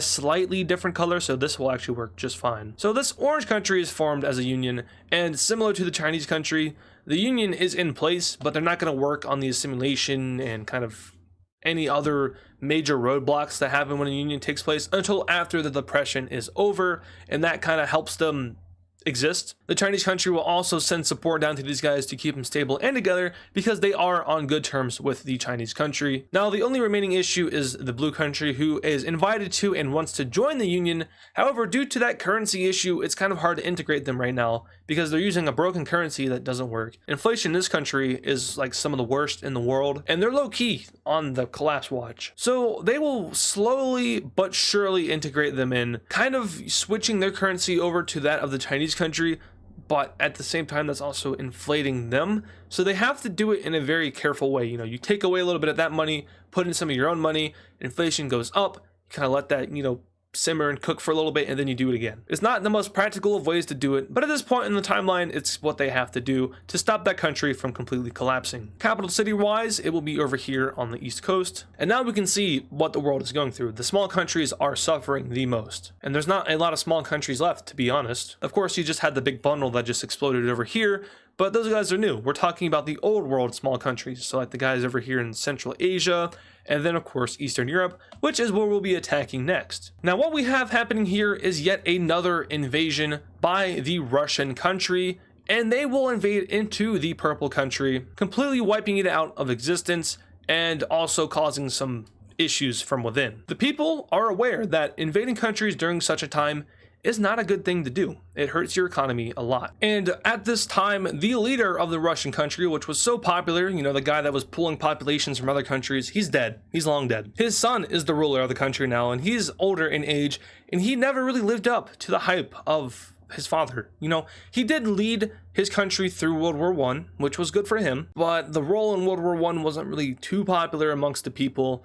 And it's a big, you know how the US is referred to as the big mixing pot country, all the different cultures mixing into one country. It works out in the United States, but it's not working too well in this country, and that's because it's a lot earlier on in the timeline, and the leader isn't strong enough to have the people overlook that. And all of these different cultures from all these outside countries are now not mixing so well. And the Russian country is on the pack watch. So they will go into their own rebuilding stage. The leader of the country will shut down all of their borders, which is kind of an unpopular look for him from within, since all these people within this country do have, you know, family in these other countries that they like to visit. Of course, they fled from a lot of these countries, but that doesn't mean they don't want to go back and, you know, see their family. But he will now work on an economical plan to hopefully revive the Russian economy. But some countries simply aren't buying that, and specifically these countries over here. These guys were leftovers of World War I believe so, and they are descendants of the Yellow Team country, which was on episode 1. They started out over where did the Yellow Team? I think they started here. I mean, this whole area could be watered down to the Yellow Team culture. I think that's what the religion is here. The lime green is from the Yellow Team. And I know I said that I would never bring up religion ever again, but here we are. This is a very outdated map, but it isn't necessarily inaccurate, you know? And also the colors don't match with the corresponding country, so don't get fooled by that. But you can see that the old empire is under one religion. You can see that the purple team's religion does still linger about. The yellow team's religion does too, and so does the green team's. I really should have made the, you know, colors match. I didn't. I don't know why I didn't. But the lime team's religion is still very strong, and so is that of the brown team / Western Europe's. But like I said, these guys aren't buying it, and they are going to unite into one country, and that is to hopefully defend against any future attacks by the Russian team. And some of you might be looking at your screen screaming, don't do it, don't do it, because as you can see, this is the state of Poland, and we have a Germany and we have a Russia. So I'm not saying that that's what's going to happen, but this area tends to not be treated so well in times of war. But we'll have to see what happens with World War II. They are unable to keep up with the economical crisis, and unfortunately they run out of money, and you know, inflation goes through the roof. They're printing out trillion-dollar bills next thing you know, and that just causes the government to completely fall apart, much like the pink team over here. It goes into total anarchy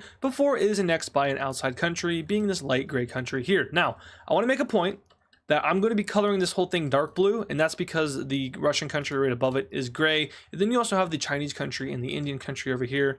So do note that the tiny little blue team that was just here did not take over the gray country. It's the other way around. I just want to change the color to kind of make Central Asia look a little bit more fun. But anyway, they are now gone, and this light gray country is looking a lot better. I also kind of just wanted to get rid of that thing on the map. It looked not good. It looked horrible. Anyway, now we jump over to Norway, and they are going to be invading this tiny little state over here. Remember, they previously had a little treaty with them. That treaty has fallen through. They no longer have to respect the independence of them. So what do? They, of course, just are going to wipe them off the map. And that little country has been around for a while, so it kind of hurts to get rid of it, but who cares, right? It's a little tiny thing. A little speck on the map. So I do want to zoom out and talk about something real quick. There's not that many countries in the world anymore. Okay, I mean, obviously there's a bunch, but in terms of what it was a few episodes ago, there's not as much as there used to be. And that's because of a lot of things, unions, invasions. But we're getting to kind of like the World War II point, where in real life, there really weren't that many countries in the world during World War II, at least compared to today. And there really weren't that many countries in Europe. Here there are a few, but there could always be less. So let's fix that. The old empire is going to be making its first move of this video. Now you might be wondering, how are they dealing with the depression? Well, they're doing something fun. Mass manufacturing. Everyone is working. They don't have an unemployment problem. Now, of course, the Great Depression will still affect them, but they have people in factories producing war equipment. We're talking cannons, we're talking planes, tanks now. And I do remember saying in the last episode that I was going to do power rankings and technology rankings, and I never did that. So let's do that real quick. If you don't care about this, then go ahead and skip ahead. But number one in the world, of course, is going to be the brown team. They have been number one ever since the fall of the lime team. And at number two, surprisingly enough, we have the Russian country. Now, I know I've said that they are not very stable.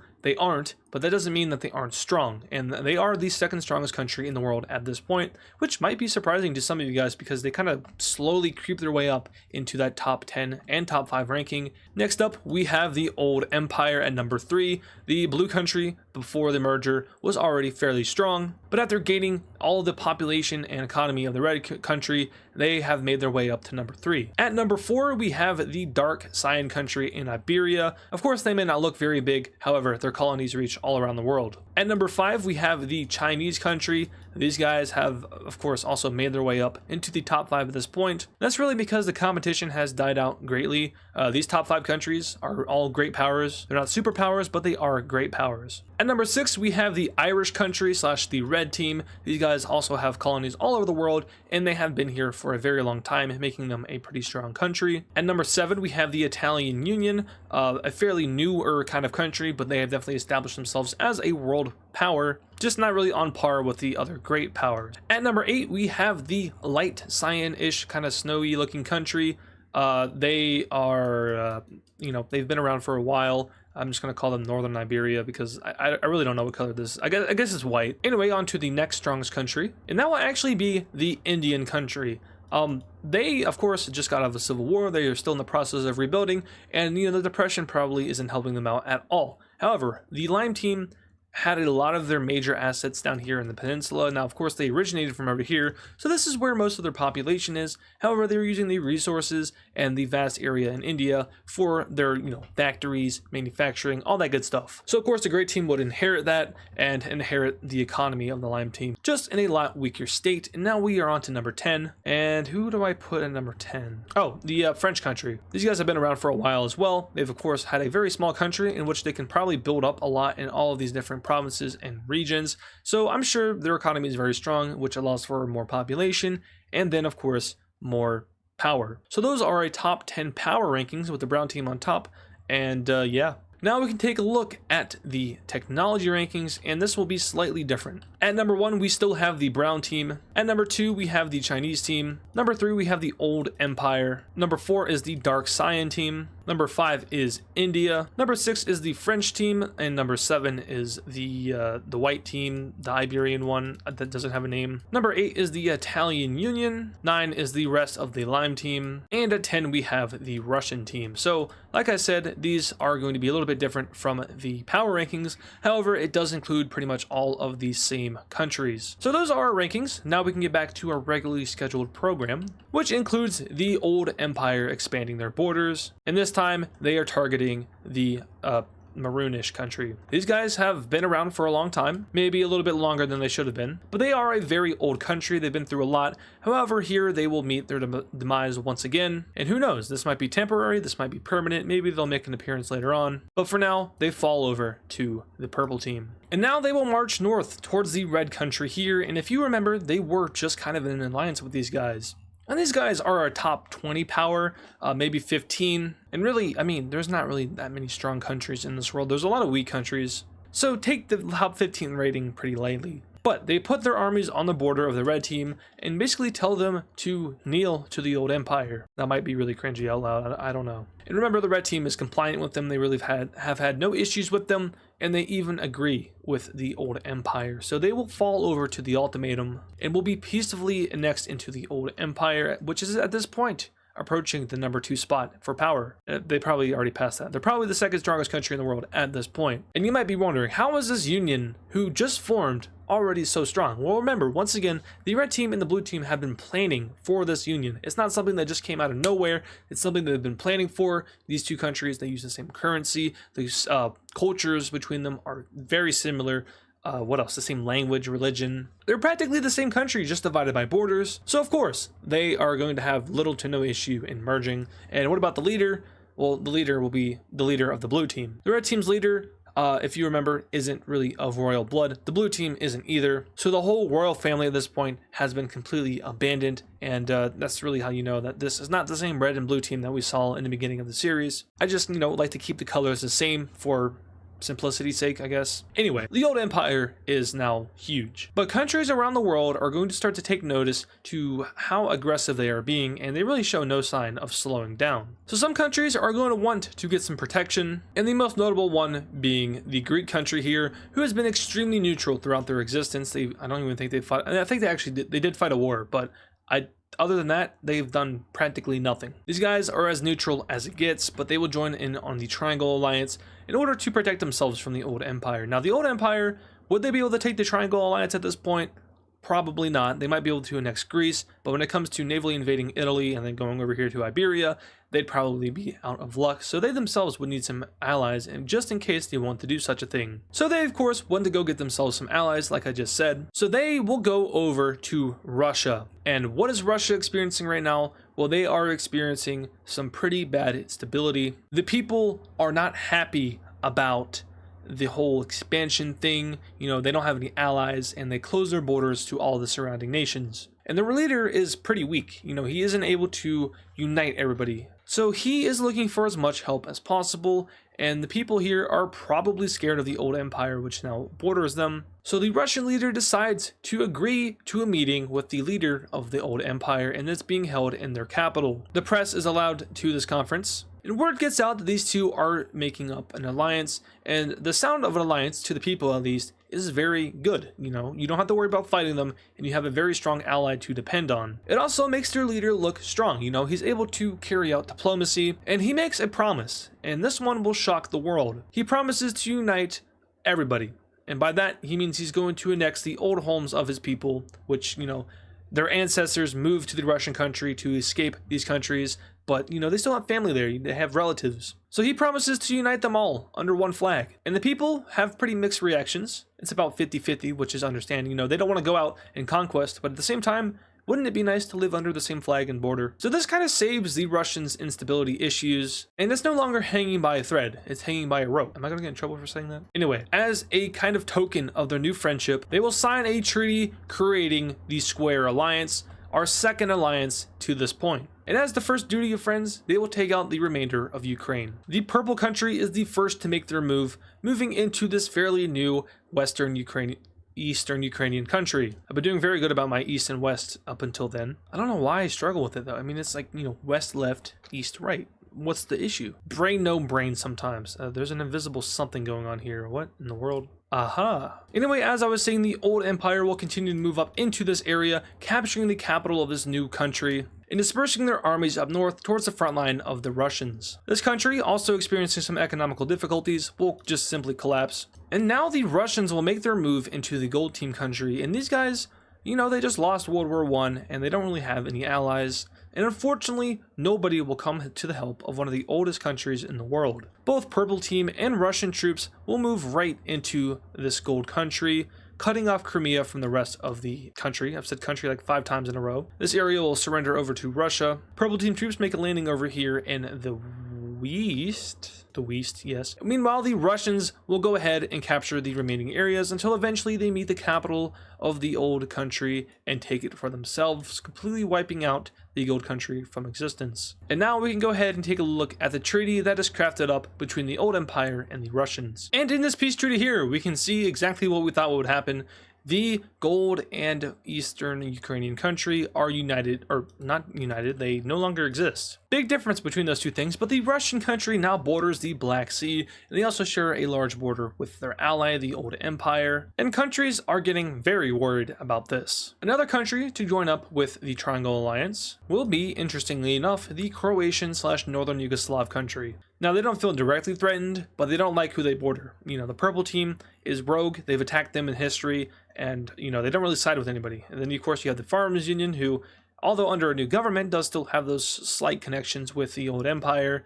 And, yeah. But speaking of expanding, the Square Alliance is aware that if they were to ever go up against the Triangle Alliance, they would likely have some issues with the Brown Country as well, who is kind of like the protector of Western Europe. You know, they don't really invade anybody over here. I mean, they invaded the Swedish country not too long ago, and of course they have their little claim on the British Isles, but for the most part they are pretty peaceful in Europe. It's just, you know, the colonizing thing that they have to be careful about. But they are largely associated with the Triangle Alliance, and more specifically the French country and the Dark Cyan team. They have a lot of history together, so attacking them might warrant the attack by the Brown country, and they really, you know, they don't want those hands. Although they're large, it doesn't mean they're necessarily as strong as the Brown country, who has definitely put themselves above the rest. So they will go around and seek new allies, and one of the ones they find is none other than the Norwegian country. Now, these guys have been fairly neutral in their history. You know, they've attacked just that little one over here, and then they attacked the Swedish country a while ago.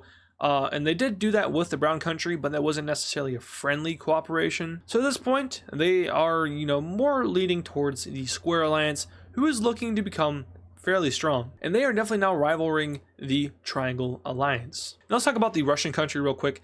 Their stability thing is now looking a lot better. The people, although, you know, some of them not liking the whole expansion thing, are happy that the Russian country is able to, go out and show off their power, and even more so work with a close ally, as opposed to, just being the lone wolf kind of thing. Who cares if the borders are closed? You can just go visit your family now. They are now within your country. And it is also getting towards the ending stages of the Great Depression.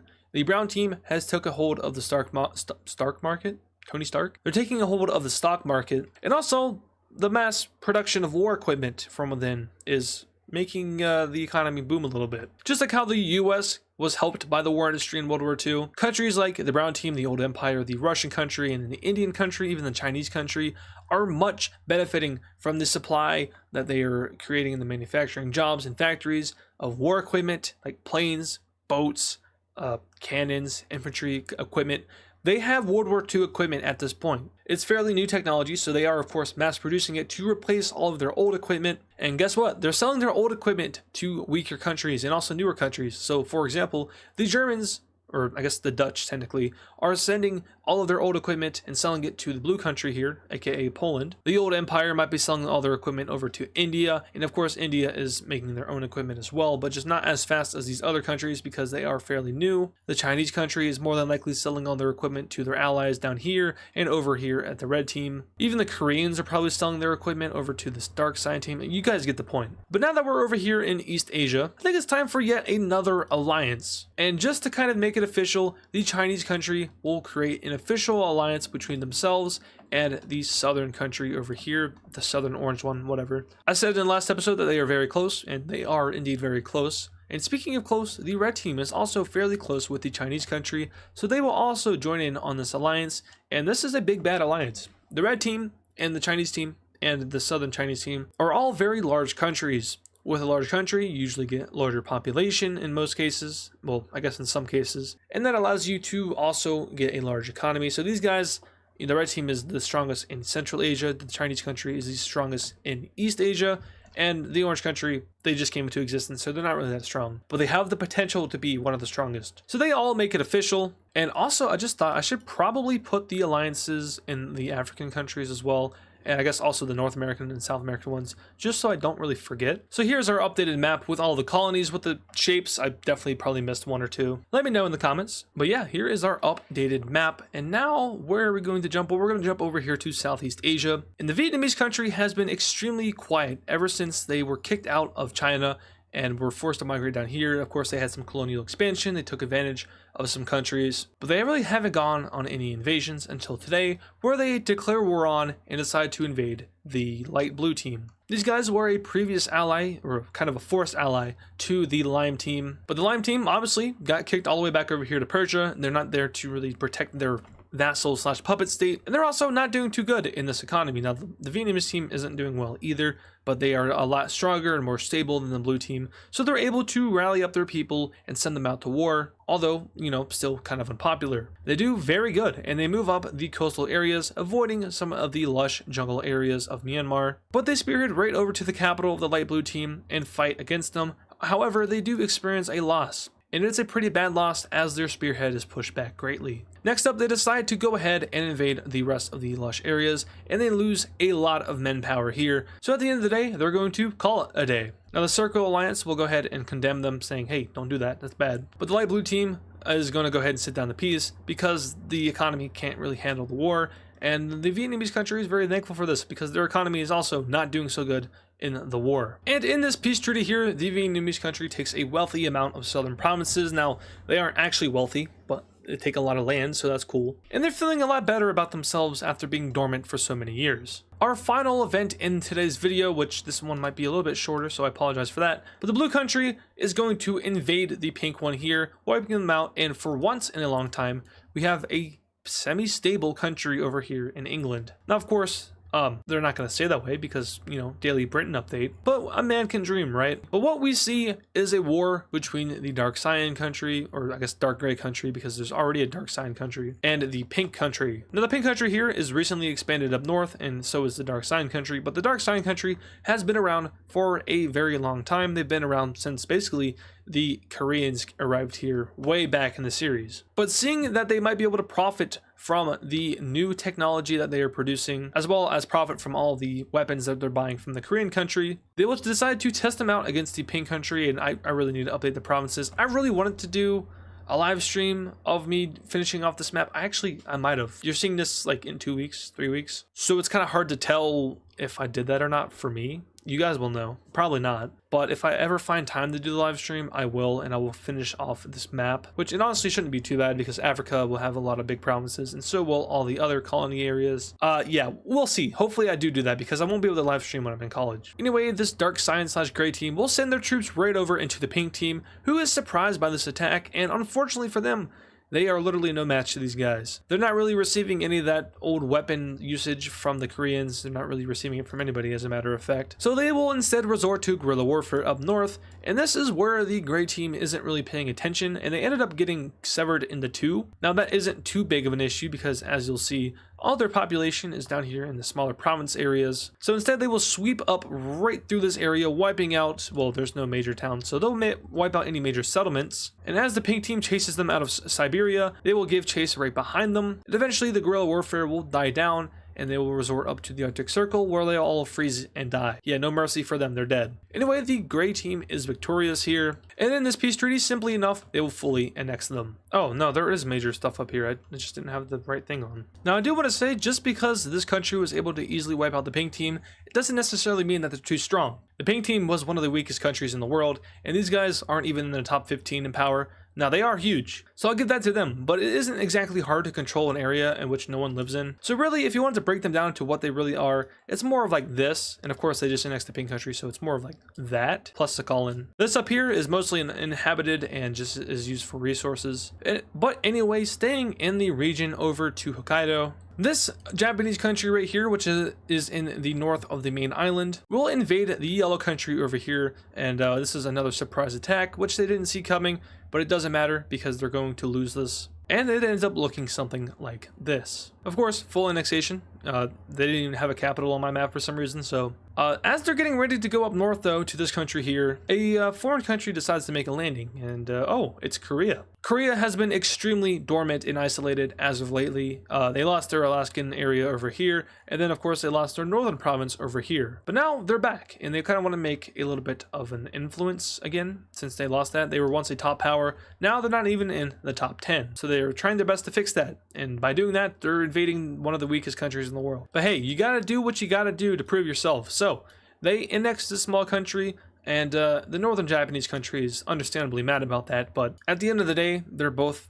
imperializing it, so they can't really say anything about each other. But now, interestingly enough, the Korean country will also go after their old claims, and they're doing so very successfully. Now, this country has had time to really establish itself, and they have. The only issue is that they're still not strong enough to fend off Korea. And you might be wondering, the Chinese country helped these guys get their independence, so why aren't they helping them now? Well, the leader had a fallout, and that they kind of just broke off the whole relationship thing, and China simply doesn't care. In fact, what they're going to do is they're going to invade the rest of it. You know, since they're at it, why not? We're going to have the dark cyan country also invade it in kind of a large gangbang in northern Korea / China. So that is the end of that war. Very quick.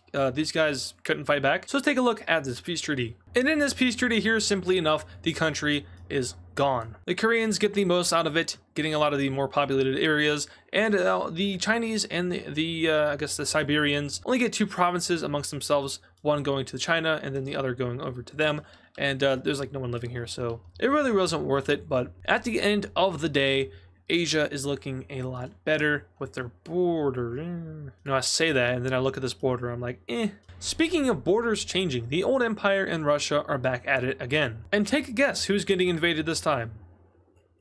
Did you guess the Northern Red Country? If so, you'd be correct. Ooh, where do I get started? I've been spewing the same thing over and over again about these countries, and you know, all the countries that are falling are all weak, so it's not like any large wars, but these guys are also extremely weak. Now, the Russian people are a lot more on board with this because culturally, there is little to no difference between these two countries. I mean, I say that, but the main culture in Russia and the main culture in this country are similar, but Russia as a whole is so many different cultures mixed together. But the main one, which is the most popular, is very similar to that of this country. So when the invasion comes about, people really don't have too much of an issue with it. Now, as you can see by the province map here, all their population is down in this one place, and that's mostly because it's a lot more warm down here. Issue is it's right on the border of the Russians, and the Russians are very quick to take over the town with little to no resistance. So after the fall of these smaller provinces, the Red Country will simply just surrender over, and we can go ahead and take a look at a peace treaty and take a wild guess at what that looks like.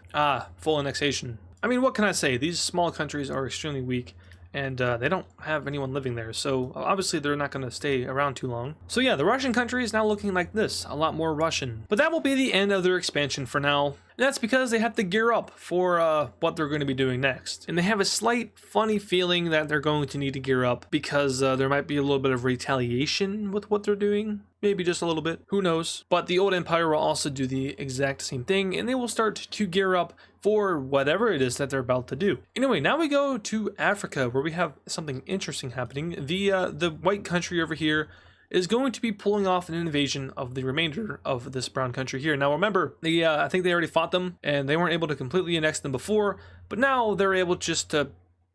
Yeah, it's not pretty. But they complete their colony in Africa, and of course they could go after this Tanzanian country, but they don't really care enough there. They really just wanted the coastline of this area to increase their trade with other Asian countries over here, like the Indian country, who I'm sure wants European goods. I'm just not sure if they're trading through them or not, because, you know, the old empire right there, I'm sure they don't have an issue. I mean, I don't want to make it seem like the old empire is like unfriendly with the world. They don't have a grudge against the world. It's just that they got plans, and you know, if you're in the way, then you're gonna get smashed. But if you're not in the way, then hey, we're friends. We're not friends, but we're friendly. Same thing with pretty much every other country in the world. I don't think any of these guys have like too bad of a grudge, except for the green team. Like their number one hop is the old empire, but they gotta watch out because they might not even be the strongest country in their area. You know, the red team's getting up there. The lime team, although a shell of its former self, would probably still put up a good fight against them. So yeah, the old empire might be the least of their worries, or you know, they might be the most of their worries. It's just a matter of time until we figure that question out the next episode. And I hope you guys are excited for that, because it's going to be a big one. It'll be even bigger than World War I. So now I'm looking at this world map and I'm thinking to myself,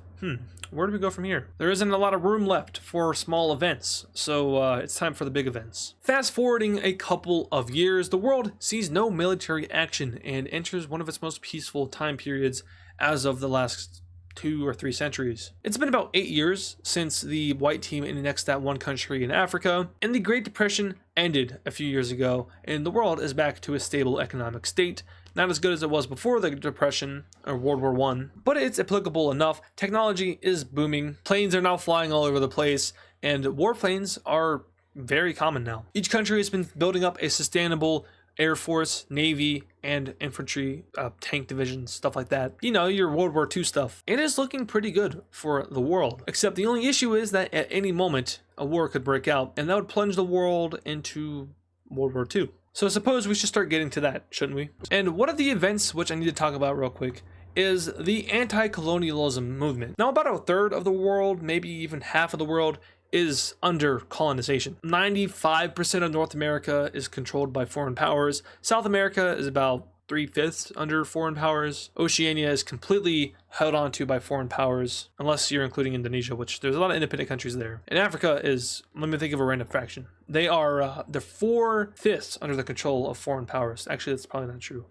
4/7. How about that? Point is though, colonialism is very unpopular, and the leading country which is against imperialism is none other than the African Union. Remember, during the scramble for Africa, they voiced their opinions out saying, hey, this is bad, you shouldn't be doing this, but we're not going to stop you because we can't. So they're speaking out against anti-colonialism and imperialism, and the African Union itself has been dormant for a very long time. You know, ever since they united together, they've been peaceful. They haven't really done anything. They've just been maintaining themselves and, of course, maintaining their relations with the European powers, and at this point, also the Asian powers. But now we head over to Eastern Europe, where, guess what's going to happen? Well, the invasion of Poland. These guys just united together in order to stop any invasion and aggression against them by the Russians. But unfortunately for them, the Square Alliance has other plans, and the Russians will start their assault into the country. Now, at this point, Russia's economy and the old empire's economy have been fully converted over to war economies, which means that they are less relying on,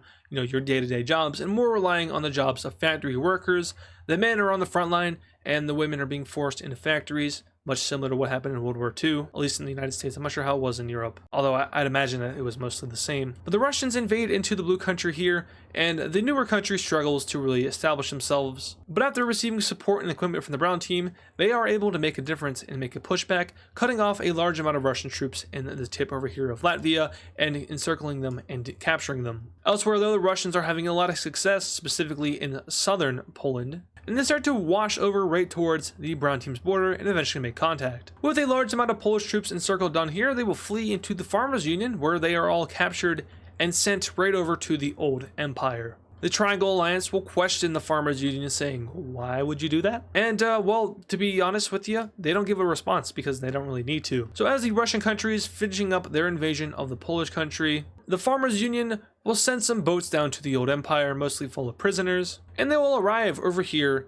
in this part of the old Union. Now the Triangle Alliance is going to do something pretty dumb. The Triangle Alliance will order the Greek country to send their troops in and to capture the troops which are prisoners to the old empire and send them back home to the blue team, and mostly they're concerned about the equipment of the brown team. So the brown team is kind of like the puppet master here. They're saying, hey, Triangle Alliance, you need to go get those prisoners because they have some of our stuff and we don't really want the old empire getting a hand of them. So the Greek country is very hesitant in this. But they do send forces into this province of the old empire, and they basically say, hey, we're not here to, fight or anything. We're just going to capture these troops and we're going to get out. Now, look at me. Is that a valid reason to send troops into another country? You're going to force them to give up prisoners of war? You think the old empire is going to take that? Oh, absolutely they're going to take that. They'll happily hand back the prisoners, and World War II is avoided. No, I'm just kidding. The old empire is not having it, and they see it as an act of war, and they will declare war on the Greek country. And since the Triangle Alliance is essentially an attack one, attack all alliance, we are drawn in to the start of World War II between the Square Alliance and the Triangle Alliance. These two mighty alliances, I mean, they're the only two alliances in the world really, will now clash up against each other, and it is likely that we'll see some other countries join in on either side. So the invasion of Poland will continue. Russian troops are having little to no issues invading this country. It's a fairly new one. It just unionized in the last 2 episodes. So, I mean, they have a lot of population, but they're not exactly set up for this.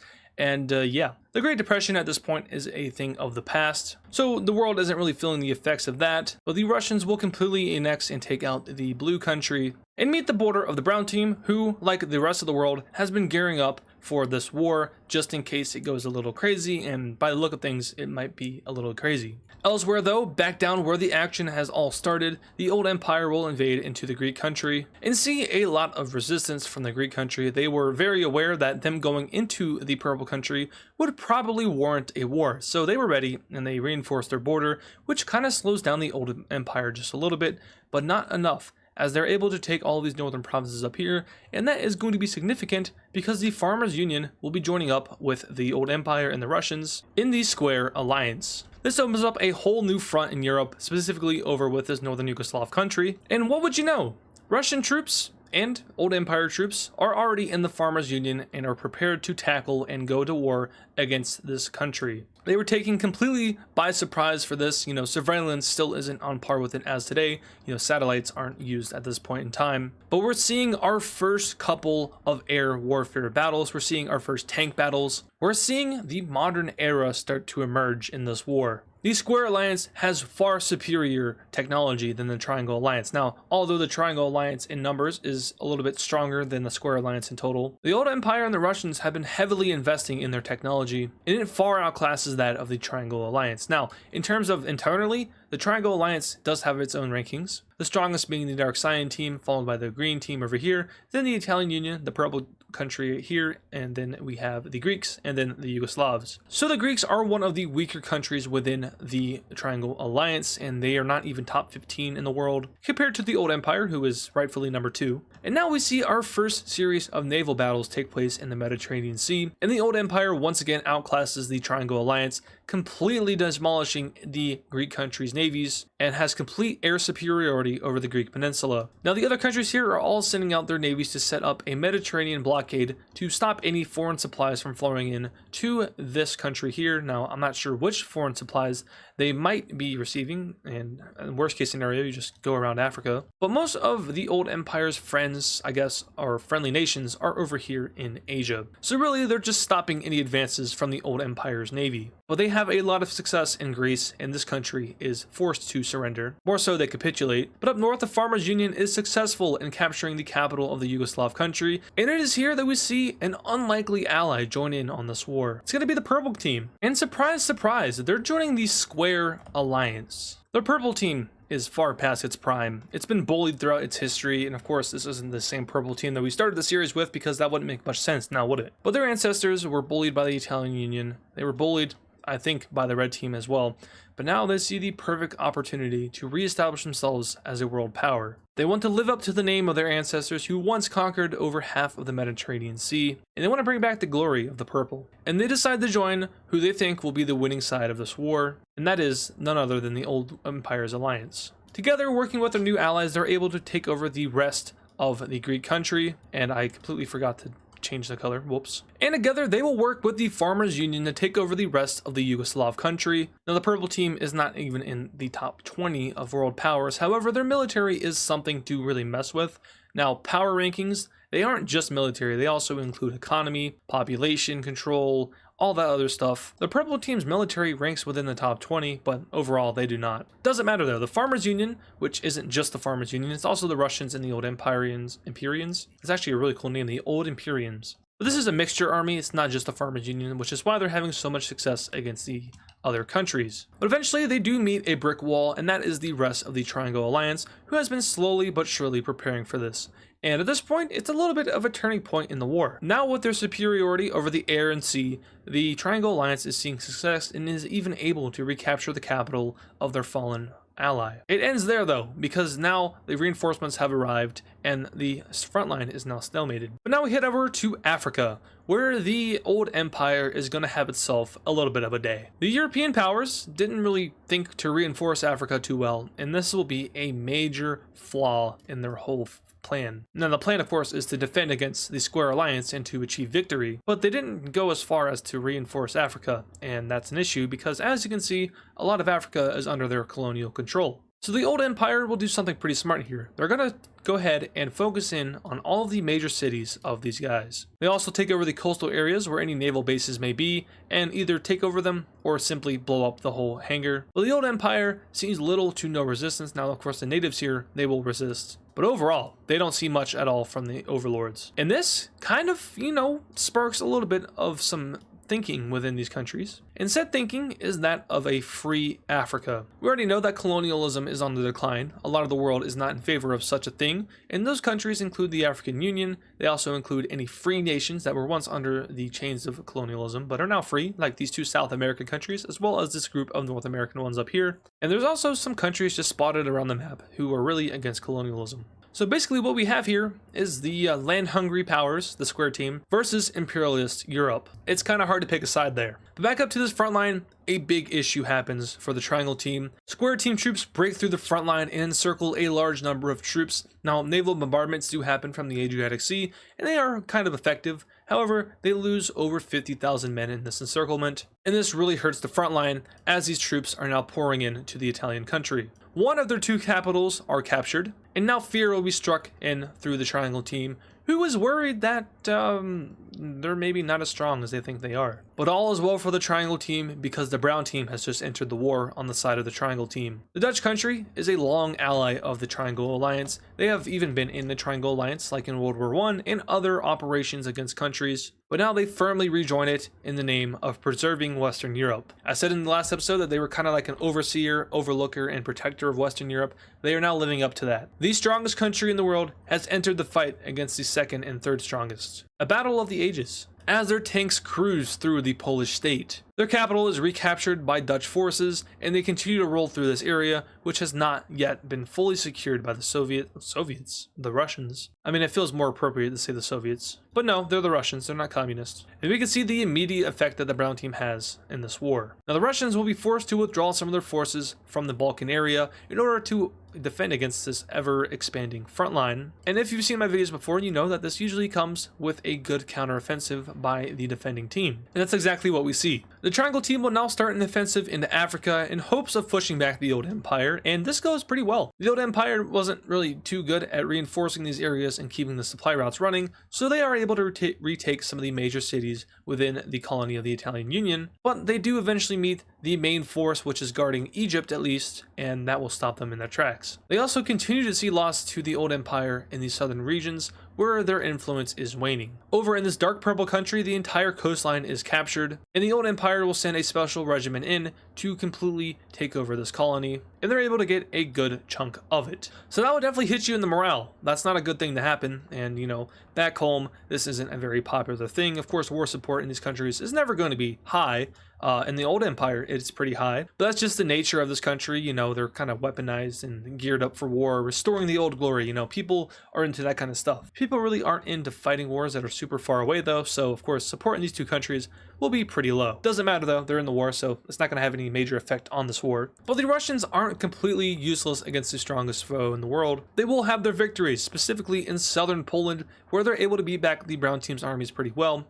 And this is really like the first time the brown team has ever known a major defeat. They've been on top for a while, and if they haven't been on top, they've been number 2 for a while, but they never really have scaled up against an enemy that is either on par with them or is strong enough to fight back. They've usually gone against weaker countries. So, you know, they do outclass the Russians' armies, but that doesn't mean that they're going to completely get away with this. You know, the Russians will have their victories, and they even meet up with the original border with the brown team, causing some dysfunction up north and leading to another Russian advance, which is successful. So the brown team will start to kind of shift their focus. They will abandon this bulge area over here and start to reinvade into the Polish areas, taking back a majority of the Polish state, and then setting up a defensive front to stop the Russians from re-entering into their claimed land. They will now send their forces down south in hopes of kicking out the Farmers Union and other allies from the Balkan area. So they work on that, they're able to recapture the capital of the northern Yugoslav state and reach up to the border of the purple team. And at this point, this war is looking pretty evenly matched. Even up north with the Norwegians, there is no movement on either side,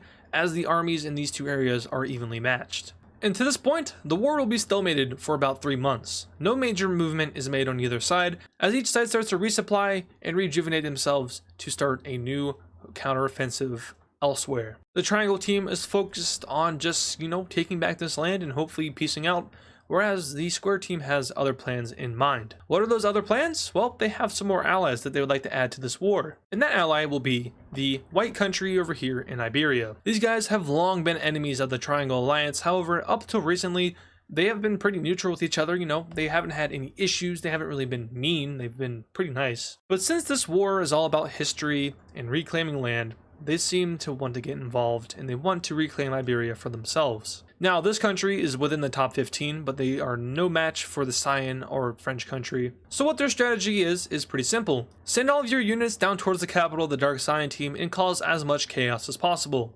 They do this, and they're able to encircle the capital, and this is pretty surprising for the Triangle team. Now, just because they encircled it doesn't mean they're going to be able to take it. But this holdout does occur for a few weeks, and it gives time for the next step in the Square team's plans. And that next step looks something like this. The African Union will join the war on the side of the old empire against the brown team and the Triangle Alliance. The African Union has longed for the end of colonialism, and although they don't necessarily agree with the way of the old empire and the Russians, they do see it as a way to stop the Europeans' colonialism across the world. And for the first time in many, many decades, maybe even centuries, the African Union will start its army up to go out and invade. Very quickly will the Triangle team make the decision to blitz against the white Iberian team, and this is in order to, of course, get them out of the way, because hey, a top 15 power in the world, top 11 actually, just joined the war. These guys didn't make the rankings in the last episode, but they're number 11 in both power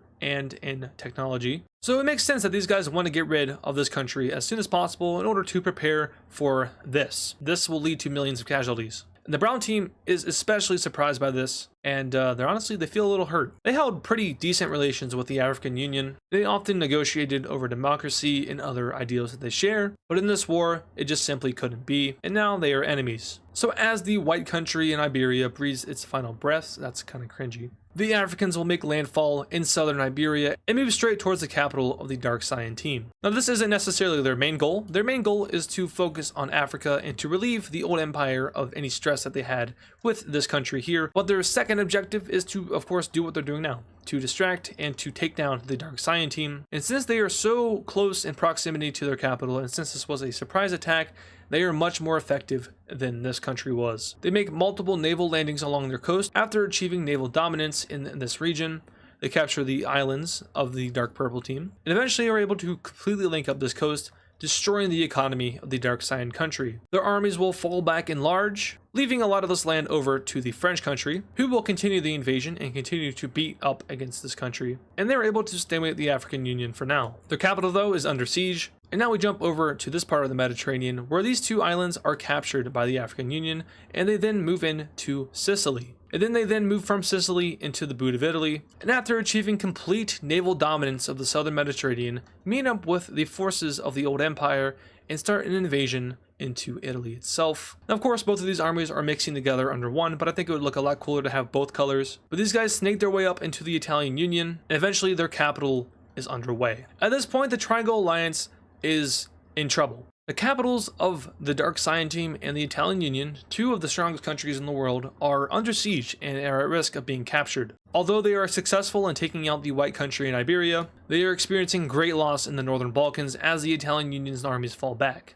Additionally, the African Union is now starting its own campaign of northern Libya, and this one is crushing, as their armies are specialized in these areas. Eventually, the old empire will then send its own army out and meet up with that of the African Unions, completely disconnecting Europe from northern Africa and extremely harming their control over their colonies. It's really not looking good for the Triangle Alliance, who is on the fraud watch. To make things even worse for this alliance, the Norwegian country has just broken through the front lines against the brown team, who is still mostly focusing in on their front line with the Russians, but also now focusing in on their front line with the Farmers Union. These guys are, experiencing a lot of difficulties. They have to maintain this front line, then they also have to maintain this front line, but at the same time, they need to supply troops to their allies in Iberia and Italy. Their naval forces are also dispersed, as well as their air force, so they are really just kind of not in a good position. It seems that this area of land in particular just isn't in the best of scenarios in history. World War I, World War II, Germany, you got smushed both times. It just isn't a good spot to fight a world war, I guess. In this timeline they were victorious, but that's beside the point. So the Triangle team is in need of desperate help. They're not looking great. The brown team knows this, and the brown team knows that eventually their allies will fall and it will just be them versus the squares, and that is not a favorable matchup for them at all. So they begin to look around the world at any country who might be seeking revenge against the old empire or even the Russians, and they are in luck because a couple of Central Asian countries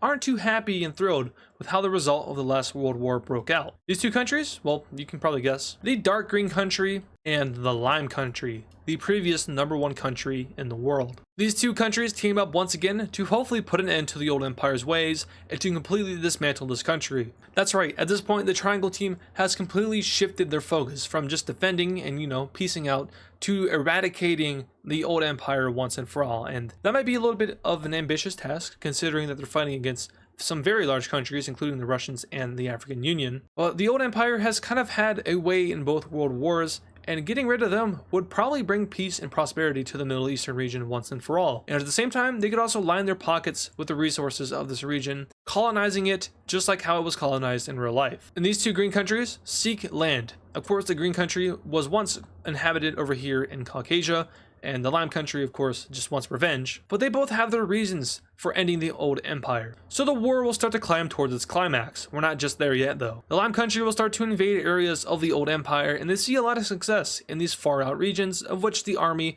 is not fully defending. The lime team focuses in the south, and the green team in the north, where they once held. They have a lot of success, more so than you would think against the old empire, but this is because the old empire did not plan out for these two countries to join the war. They hadn't seen this escalating this much, and for the most part they weren't expecting to go to war with the Triangle Alliance. They were prepared for it, but they didn't really see Greece invading them. That was kind of weird. But they used that opportunity to, of course, start World War II and to hopefully, finish their quest of uniting the world under one country, or at least one ideology. So with their plans kind of, being soiled, they're going to have to re-evaluate themselves, maybe pull some troops from some other fronts, such as the one in Africa. And this will, of course, lead to a little bit of a pushback from the African forces of the colonial powers. They experience a lot of land loss over here in this Ethiopian area, as the whole thing is almost completely liberated by colonial forces. They're able to hold on in Egypt though, as they value this land a lot more, and of course they have their own armies stationed here. And with the coming of this front over here, we once again see the Triangle Alliance start to push back in this Balkan area, and this offensive goes extremely well, as they're able to capture a large portion of the Adriatic coast. They're even able to push back a little bit against the old Empire's armies in this area, and they're able to let their capital breathe a little bit better. Elsewhere though, I have bad news for the Triangle sympathizers. The capital of the Dark Sign team has just been captured, and one of the strongest countries in the world has lost that. And this is one of the strongest countries in the world, a large contributor to the Triangle Alliance. That's not what you want to see. And during that 3-month stalemate that happened over here in Europe, the colonial powers started to heavily tax their colonies, and the population of this colony is insane. It's a couple of tens of millions. Of course, down here, this one also has a couple million, and taxation on colonies throughout history. How did that go?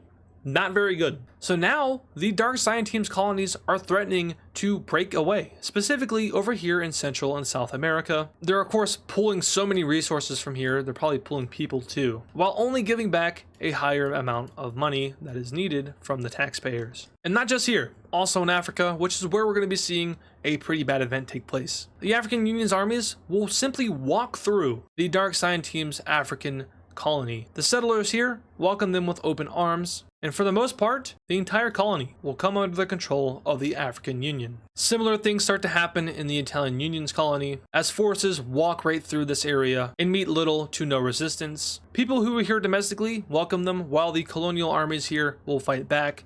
But unfortunately, the colonial armies were mostly relying on the people living here, meaning that they're outnumbered severely. And after a few months, the entire African front line will be lost by the Triangle team, and the square countries will be victorious. The Dark Sign team will now resort to conscription, a philosophy which is only used when countries are really in the drain. And guess what? They're really in the drain. With a couple million more soldiers now on their front line, they're able to easily push back against the African forces, of which have been dispersed amongst the continent. But they now hold a naval blockade, preventing the Dark Sign team from expanding any further into the African continent, and we have a sea-based stalemate happening over here. Meanwhile though, the Italian Union is able to recapture Corsica for the French team, and they even move into Sardinia, and split the island into two until eventually these two naval forces meet. I mean, the naval front lines look something like this up here, so you can kind of see how that portrays over to the land. With the old empire's continued issues over here with the two green countries, the front line over in Europe will continue to be pushed back, and the Triangle team will see more and more success against the Farmers Union and the Purple team. The Russian country is still occupied with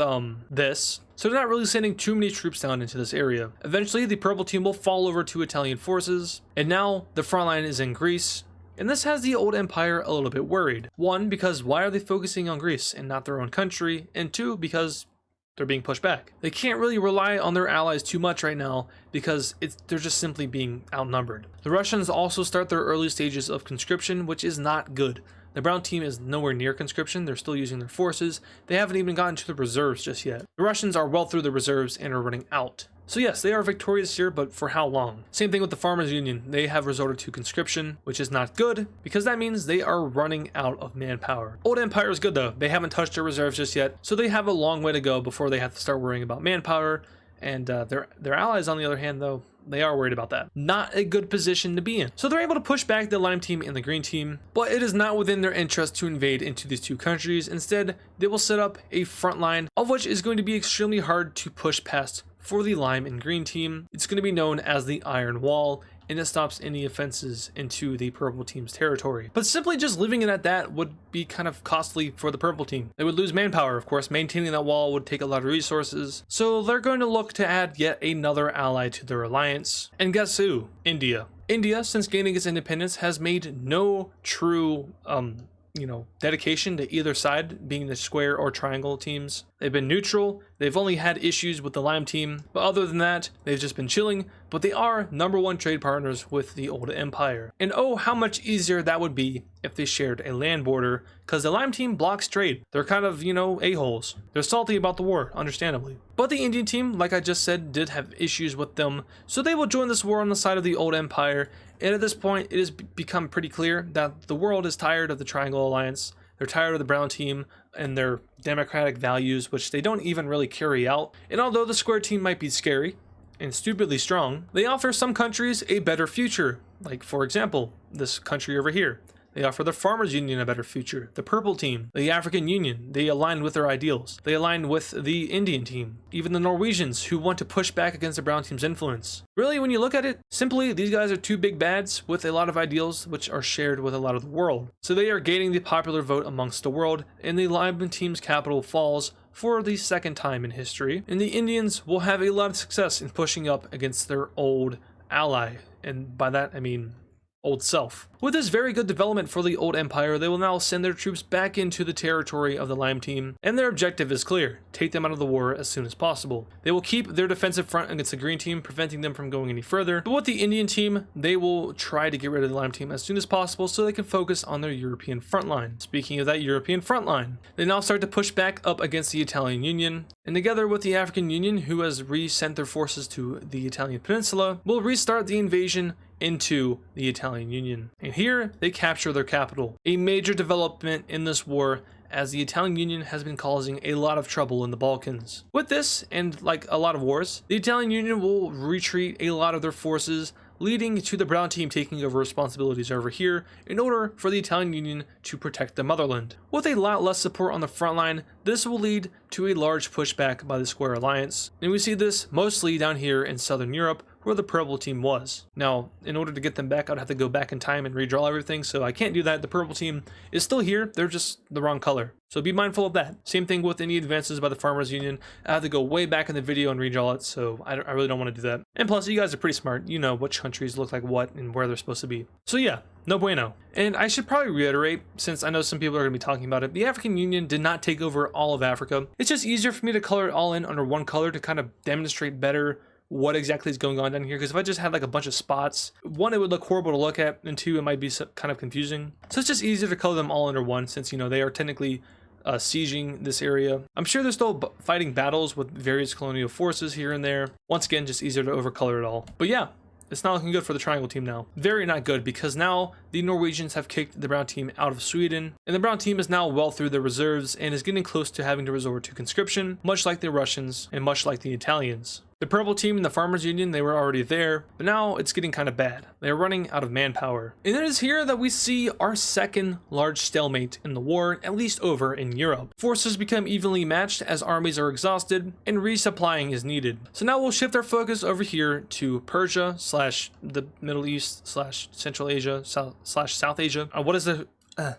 Really, what is this area called? But there definitely is not a stalemate here, as the armies of the Old Empire and the Indians see a lot of success in pushing against the Lime team, who has fallen oh so far from their peak. It's getting bad. This once strong empire is now crumbling and is cracking and is close to collapse completely, as the people within are now starting to understand better why the oligarchs rebelled and formed India. And the Lime team, after losing its government, will surrender, leaving the Green team on its own, who after being blitzed by the Old Empire will also surrender over to the Square Alliance. And this thing is not looking ideal anymore, and this war is looking close to being over. While being the favorites in the beginning, the Triangle team has now suffered a huge loss. They no longer have the distraction that was once the Lime team and the Green team, and are forced to defend Europe on their own without any help from the outside. They beg other countries on the outside, including Korea, China, Vietnam, and anyone who's willing to help, to start a new frontline against the Imperians, but they're just unsuccessful. No one seems to want to come to the help of the Triangle team. Neutral countries in Europe like Brittany, the Swiss one right here, and the Orange team, they don't care. They don't even respond. Why die fighting them now when they'll eventually annex you later? When they do annex you, they can do it peacefully. There's no point in fighting. You don't stand a chance against these guys. So why fight? The Triangle team is on its own. And unfortunately, they're up against some of the strongest countries in the world, while their own versions of the strongest have been exposed for, well, not really being that strong. The brown team has now resorted completely to conscription, which allows them to expand a little bit into the square countries. They have a lot of success in Russia, who is running very quickly out of manpower, and they are on the border of the capital of the Farmers Union. That is until the wave of Imperium and Indian troops hit Europe, and millions of troops reinforced their allies against the brown team, who is being pushed all the way back to their border way over here in Poland. African troops will continue to march upwards into Italy, now going towards their second capital, which had previously been captured. And the icing on the cake, the Chinese country will side with the Square Alliance in the name of ending imperialism. This completely shocks the world. It even shocks their own alliance, which consists of the red team and the orange team. And why, you might be asking? Well, the Chinese country themselves are imperial. They have colonies in the Philippines, New Guinea, and Australia. So why is it that they joined forces with the Square team? To put it simply, although being hypocritic, they want to end colonialism. They are willing to give up their colonies as long as they, trade with them at a discounted rate. If it means kicking out the European scum from their side of the world, they want them out of Australia, and they want them as far away from this side of the hemisphere as possible. It's like 3 in the morning. I'm sorry. I really want to record this video a lot better. Can't be as energetic as I usually am because I have to be kind of quiet, but I want to record this video tonight because all these ideas are flowing into my brain and I don't want to lose them when I go to sleep. So here we are. But it's all going to plan. I'm just not, presenting it as well as I wanted to. Also, hello me in 4 weeks. Hope you're doing well. Hope you're enjoying college. Probably not. Hopefully so though. So with the Chinese team's entrance into the war, it's over. They already had troops stationed down here waiting to go, and luckily for them, the people living here who have been taxed and used by the European powers are just all for this. First it goes the dark sign team's colony, and next up is the brown team's, who is a little bit more able to fight back now, invading the outback. I don't know about all that, but just for simplicity's sake, we're just gonna, kind of color it in because I like colors. They will eventually reach the coastal areas where the last of the brown team's forces are waiting.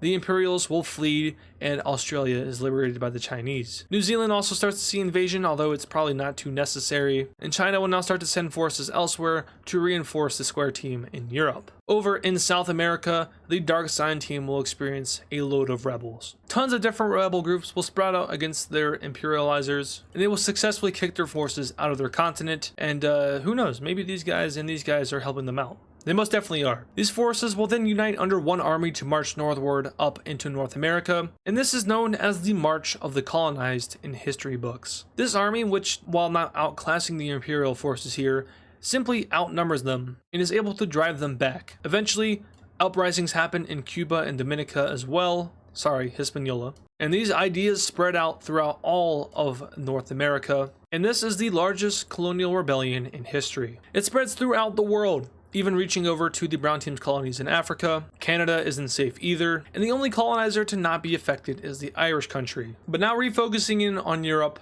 a rejuvenated Square team is now pushing back fully against the Dutch. In the Balkans, there was no hope for any victory, and eventually the Italian Union completely falls over to Square team forces. A campaign then starts into these other countries, starting to completely wipe them out. And on the border of the brown team, foreign troops for the first time in very many centuries are now entering into this country. The Russians break through the front line, and the brown team is in danger. The Norwegians take Copenhagen, a very large naval and aerial port for the Dutch, and the African Union is able to recapture the capital of the Dark Cyan team. From here, African and Imperial forces meet up in the Dark Purple team, which leads to both countries surrendering, leaving only the Dutch and the French on the side of the Triangle team. The French are targeted first, losing their capital and eventually surrendering as well, and we're left with the Square team versus the strongest. The Germans will completely militarize their population, making an elegant pushback against the Square team. They will even annex their vassal to use it as a staging ground for an invasion into the Balkans, and they will push back against the Russians as much as they can. But after the government decided to militarize their entire population and put children on the front line, the population all of a sudden isn't too fond of such an event. And the armies start to rebel against them, and very quickly the brown team starts to see major defeat as the old empire and the Russians storm through their country. The Norwegians have a lot of success in taking over the Danish and northern German areas, and eventually the Battle of Amsterdam takes place, with Imperial troops capturing the city, executing the leader of the brown team, and taking over the rest of that country. It is then made known that the other leaders of the Triangle team had fled to England. Imperial troops land here, and they no longer exist. Those leaders, and with that, minus some colonial areas across the world, the triangle team has been defeated. And the strongest country in the world, only a couple of decades after the fall of the previous strongest country in the world, has seen complete defeat and has been dethroned. The old empire is victorious and the Imperians have won this war. In the name of anti-colonialism and the re-establishment of their land, the Square team has won this war, and World War II is officially over. So now we can take a look at a peace treaty that will be drafted up amongst the members. So here is one final look at the pre-war map. Take it in because this thing is about to look a lot different. A lot different. So here we go. And I think I got everything. This is the longest amount of time I've ever spent on a peace treaty. So I will be doing my best to break it down, and I more than likely missed something. So I do apologize if I did, but man, look at this world map. And now you might be wondering, why is there white and light gray where the colonies used to be? Well, that's because the colonizers simply just abandoned the colonies. In the peace treaty, they agreed to give independence to them, and that's exactly what they did. They never organized them, they didn't, set them up, they just left. More simply, I didn't want to spend an extra 30 minutes dividing these things up, and plus that gives us something to do in the next episode. But starting over here in Europe, because, elsewhere, it's pretty simple. The colonies were all given independence. In Africa, in Americas, and Oceania, every single one is given independence. The only colony that really remains is that of the Chinese countries, and then that of the Iberian country over here, because they won. Everything else, bye-bye, independent. Oh, and then the Irish country still has their colonies because they were neutral. Anyway, starting in Europe, Western Europe looks completely different, and it has the most divided up it's been in probably like 20 episodes. So we'll start in Iberia. The African Union, of course, was victorious in this region, and so was, technically not, but the white country was as well, and they get a majority of northern Iberia to themselves and split it with the African Union, who gets the remainder. Now, the African Union has claimed the coastal area of this country. The Dark Sign country doesn't exist anymore, by the way, but they claim that southern coast, and then they have a puppet state, which is outlined in their main color and colored in a lighter color. That's how you can tell what puppet states are. There are a few about. Generally, they are a lighter color. However, the exception is over here with Russia. It just didn't look good to have so much gray on the map, so I didn't do that. But generally, I will have them in lighter color, like as depicted here. But they get a puppet state over here, and then moving over here to France, we see that the dark purple team is on the verge of not existing, and the French team is also not in a good spot. A new country in the south of the brown team is released, and the Italian Union is split up between its two original countries. Over in Brittany, nothing changes here except for the release of this country. You guys remember this thing from about 20 episodes ago? Yeah, the brown team annexed it, but it's back now. The brown team's English claims are released and made into a country. Now heading over to Central Europe, Norway takes all of the brown team's claims in Sweden and Denmark. And then as for Germany, it is divided into two, well, technically one. We have the northern German state, which is a puppet of the Russian country, and then a southern Austrian/German state, which is also a puppet of the Russian country. This thing was once the vassal of the brown team, but it has been forced to switch sides, and the brown team does still exist. Of course, they are mostly fine. They have all of their valuable land over here, but they are missing, of course, their access to the Mediterranean, which had a lot of population, and most importantly, this area, which was very important to them. But all hope is not completely lost for the brown team, because a lot of their valuable stuff is still under their own control.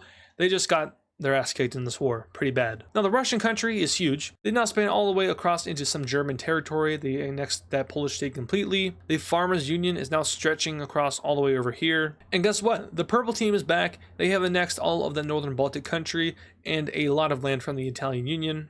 Sardinia and these three islands here have gone over to the African Union. And now we peek over at the monster that is the old empire. These guys are huge now. I mean, they were already huge before, but they're even bigger now. They took land from the Italian Union. They took over all of Greece. They took over some land in Africa, although not too much because they didn't really want to make the African Union mad. Understandably so, they just kind of gained them as an ally. But where they took the most land was over here in Persia, as a majority of the Lime team went over to them and their puppet state and made them spit out a new country, which is this yellowish thing right here. The new countries are not affiliated with the Square team. They don't have, governments of them. And for the most part, none of these countries have new governments other than the puppet states. The governments were left alone by the Square team. But back over here, the Indian country annexed the rest of the Lime team. And I believe that is it. Oh, the African Union, they also took a little bit of land. You can see where they expanded down here a lot. Maybe a little bit hypocritical, but they might also want to help in the rebuilding effort. They might also organize these colonies into their own separate states. But I think that's it. I already talked about all the colonies being released. we'll completely decolonize the world in the next episode. I just simply, it's 3 in the morning, and I, But yeah, this is my 4th civilization video today, I think. 4th? Yeah, 4th. So I'm getting kind of burnt out from this. But the square team is victorious in this war. And of course, all of their gained allies leave. The India, the African Union, China, they all leave because they're no longer part of the coalition. But it does go back to the original 3, which is Norway, Russia, and the old empire. The triangle team also does still exist. Just only these 2 states here.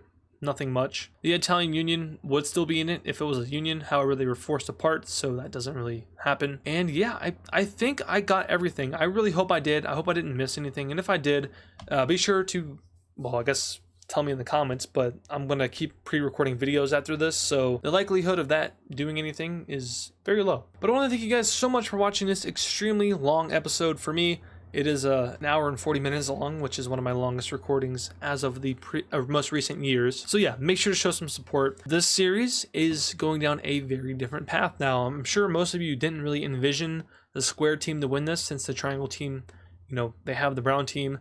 They were the strongest alliance in history, mostly because they were the only alliance in history. But they, they had the momentum with them. But the old empire did win. And I do want to, say real quick that I have a lot of this stuff planned out. Some of this stuff like this, for example, or not maybe this exactly, but the return of the old empire has been something that I've planned out for 15 episodes now.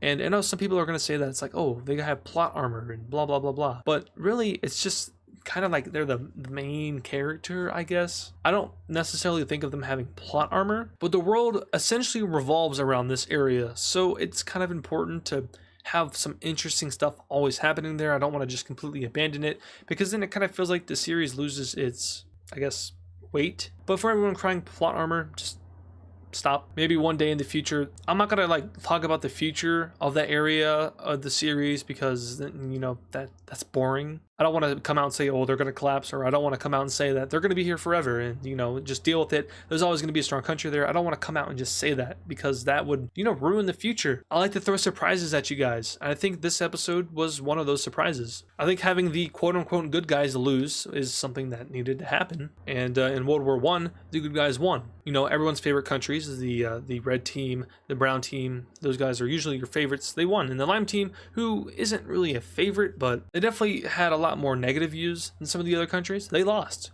But now the bad guys win, so I hope no one really has too much of an issue with that. I'm really liking the direction this series is going, and I'm really happy that it's been able to maintain its popularity throughout the 30 episodes that it has been through so far. So I want to thank you guys very much for that support, and I want to also tell you guys to hang around, because it's going to get a lot more interesting soon. We're going to be abandoning any, I guess, similarities to our current timeline. This already is pretty much doing that with a World War II Axis victory. Although I really don't think there were any good guys in this war. I think it was just 2 bad factions, and the one with more popularity won. But in the next episode, we're gonna have a lot of, I was about to say hundreds, but tens of new countries in these new continents. Africa is gonna look completely different. We have Oceania having many new countries. It's just gonna be crazy. So this is like a turning point. We're turning the page on this series, and we're opening it up kind of like an alternate future scenario, because at this point we're in like the late 1940s, early 1950s. The timelines are kind of realigning. For a little bit there, this timeline was ahead of our current timeline based off of mirror events, which are events that happened in both timelines. But now after this war, which lasted a lot longer than World War II, they have kind of caught back up with each other. So like I said, we're kind of like in the late 1940s, 1950s now, but that doesn't matter too much, because like I said, we're going to be, abandoning our current timeline. Now there's still, I think, one more event that I want to happen in real life. If you're still listening, it's the nuclear bomb. We're going to get that thing rolling. But I don't think I'm really going to use it, because it's just, nukes are not fun. Anyway, thank you guys so much for watching. Thank you guys so much for your support on this series. In the next episode, we will get this thing divided up, and we will have a very colorful map. So if you're excited for that, show some support. Leave a comment, leave a like, and I'll see you guys in the next video.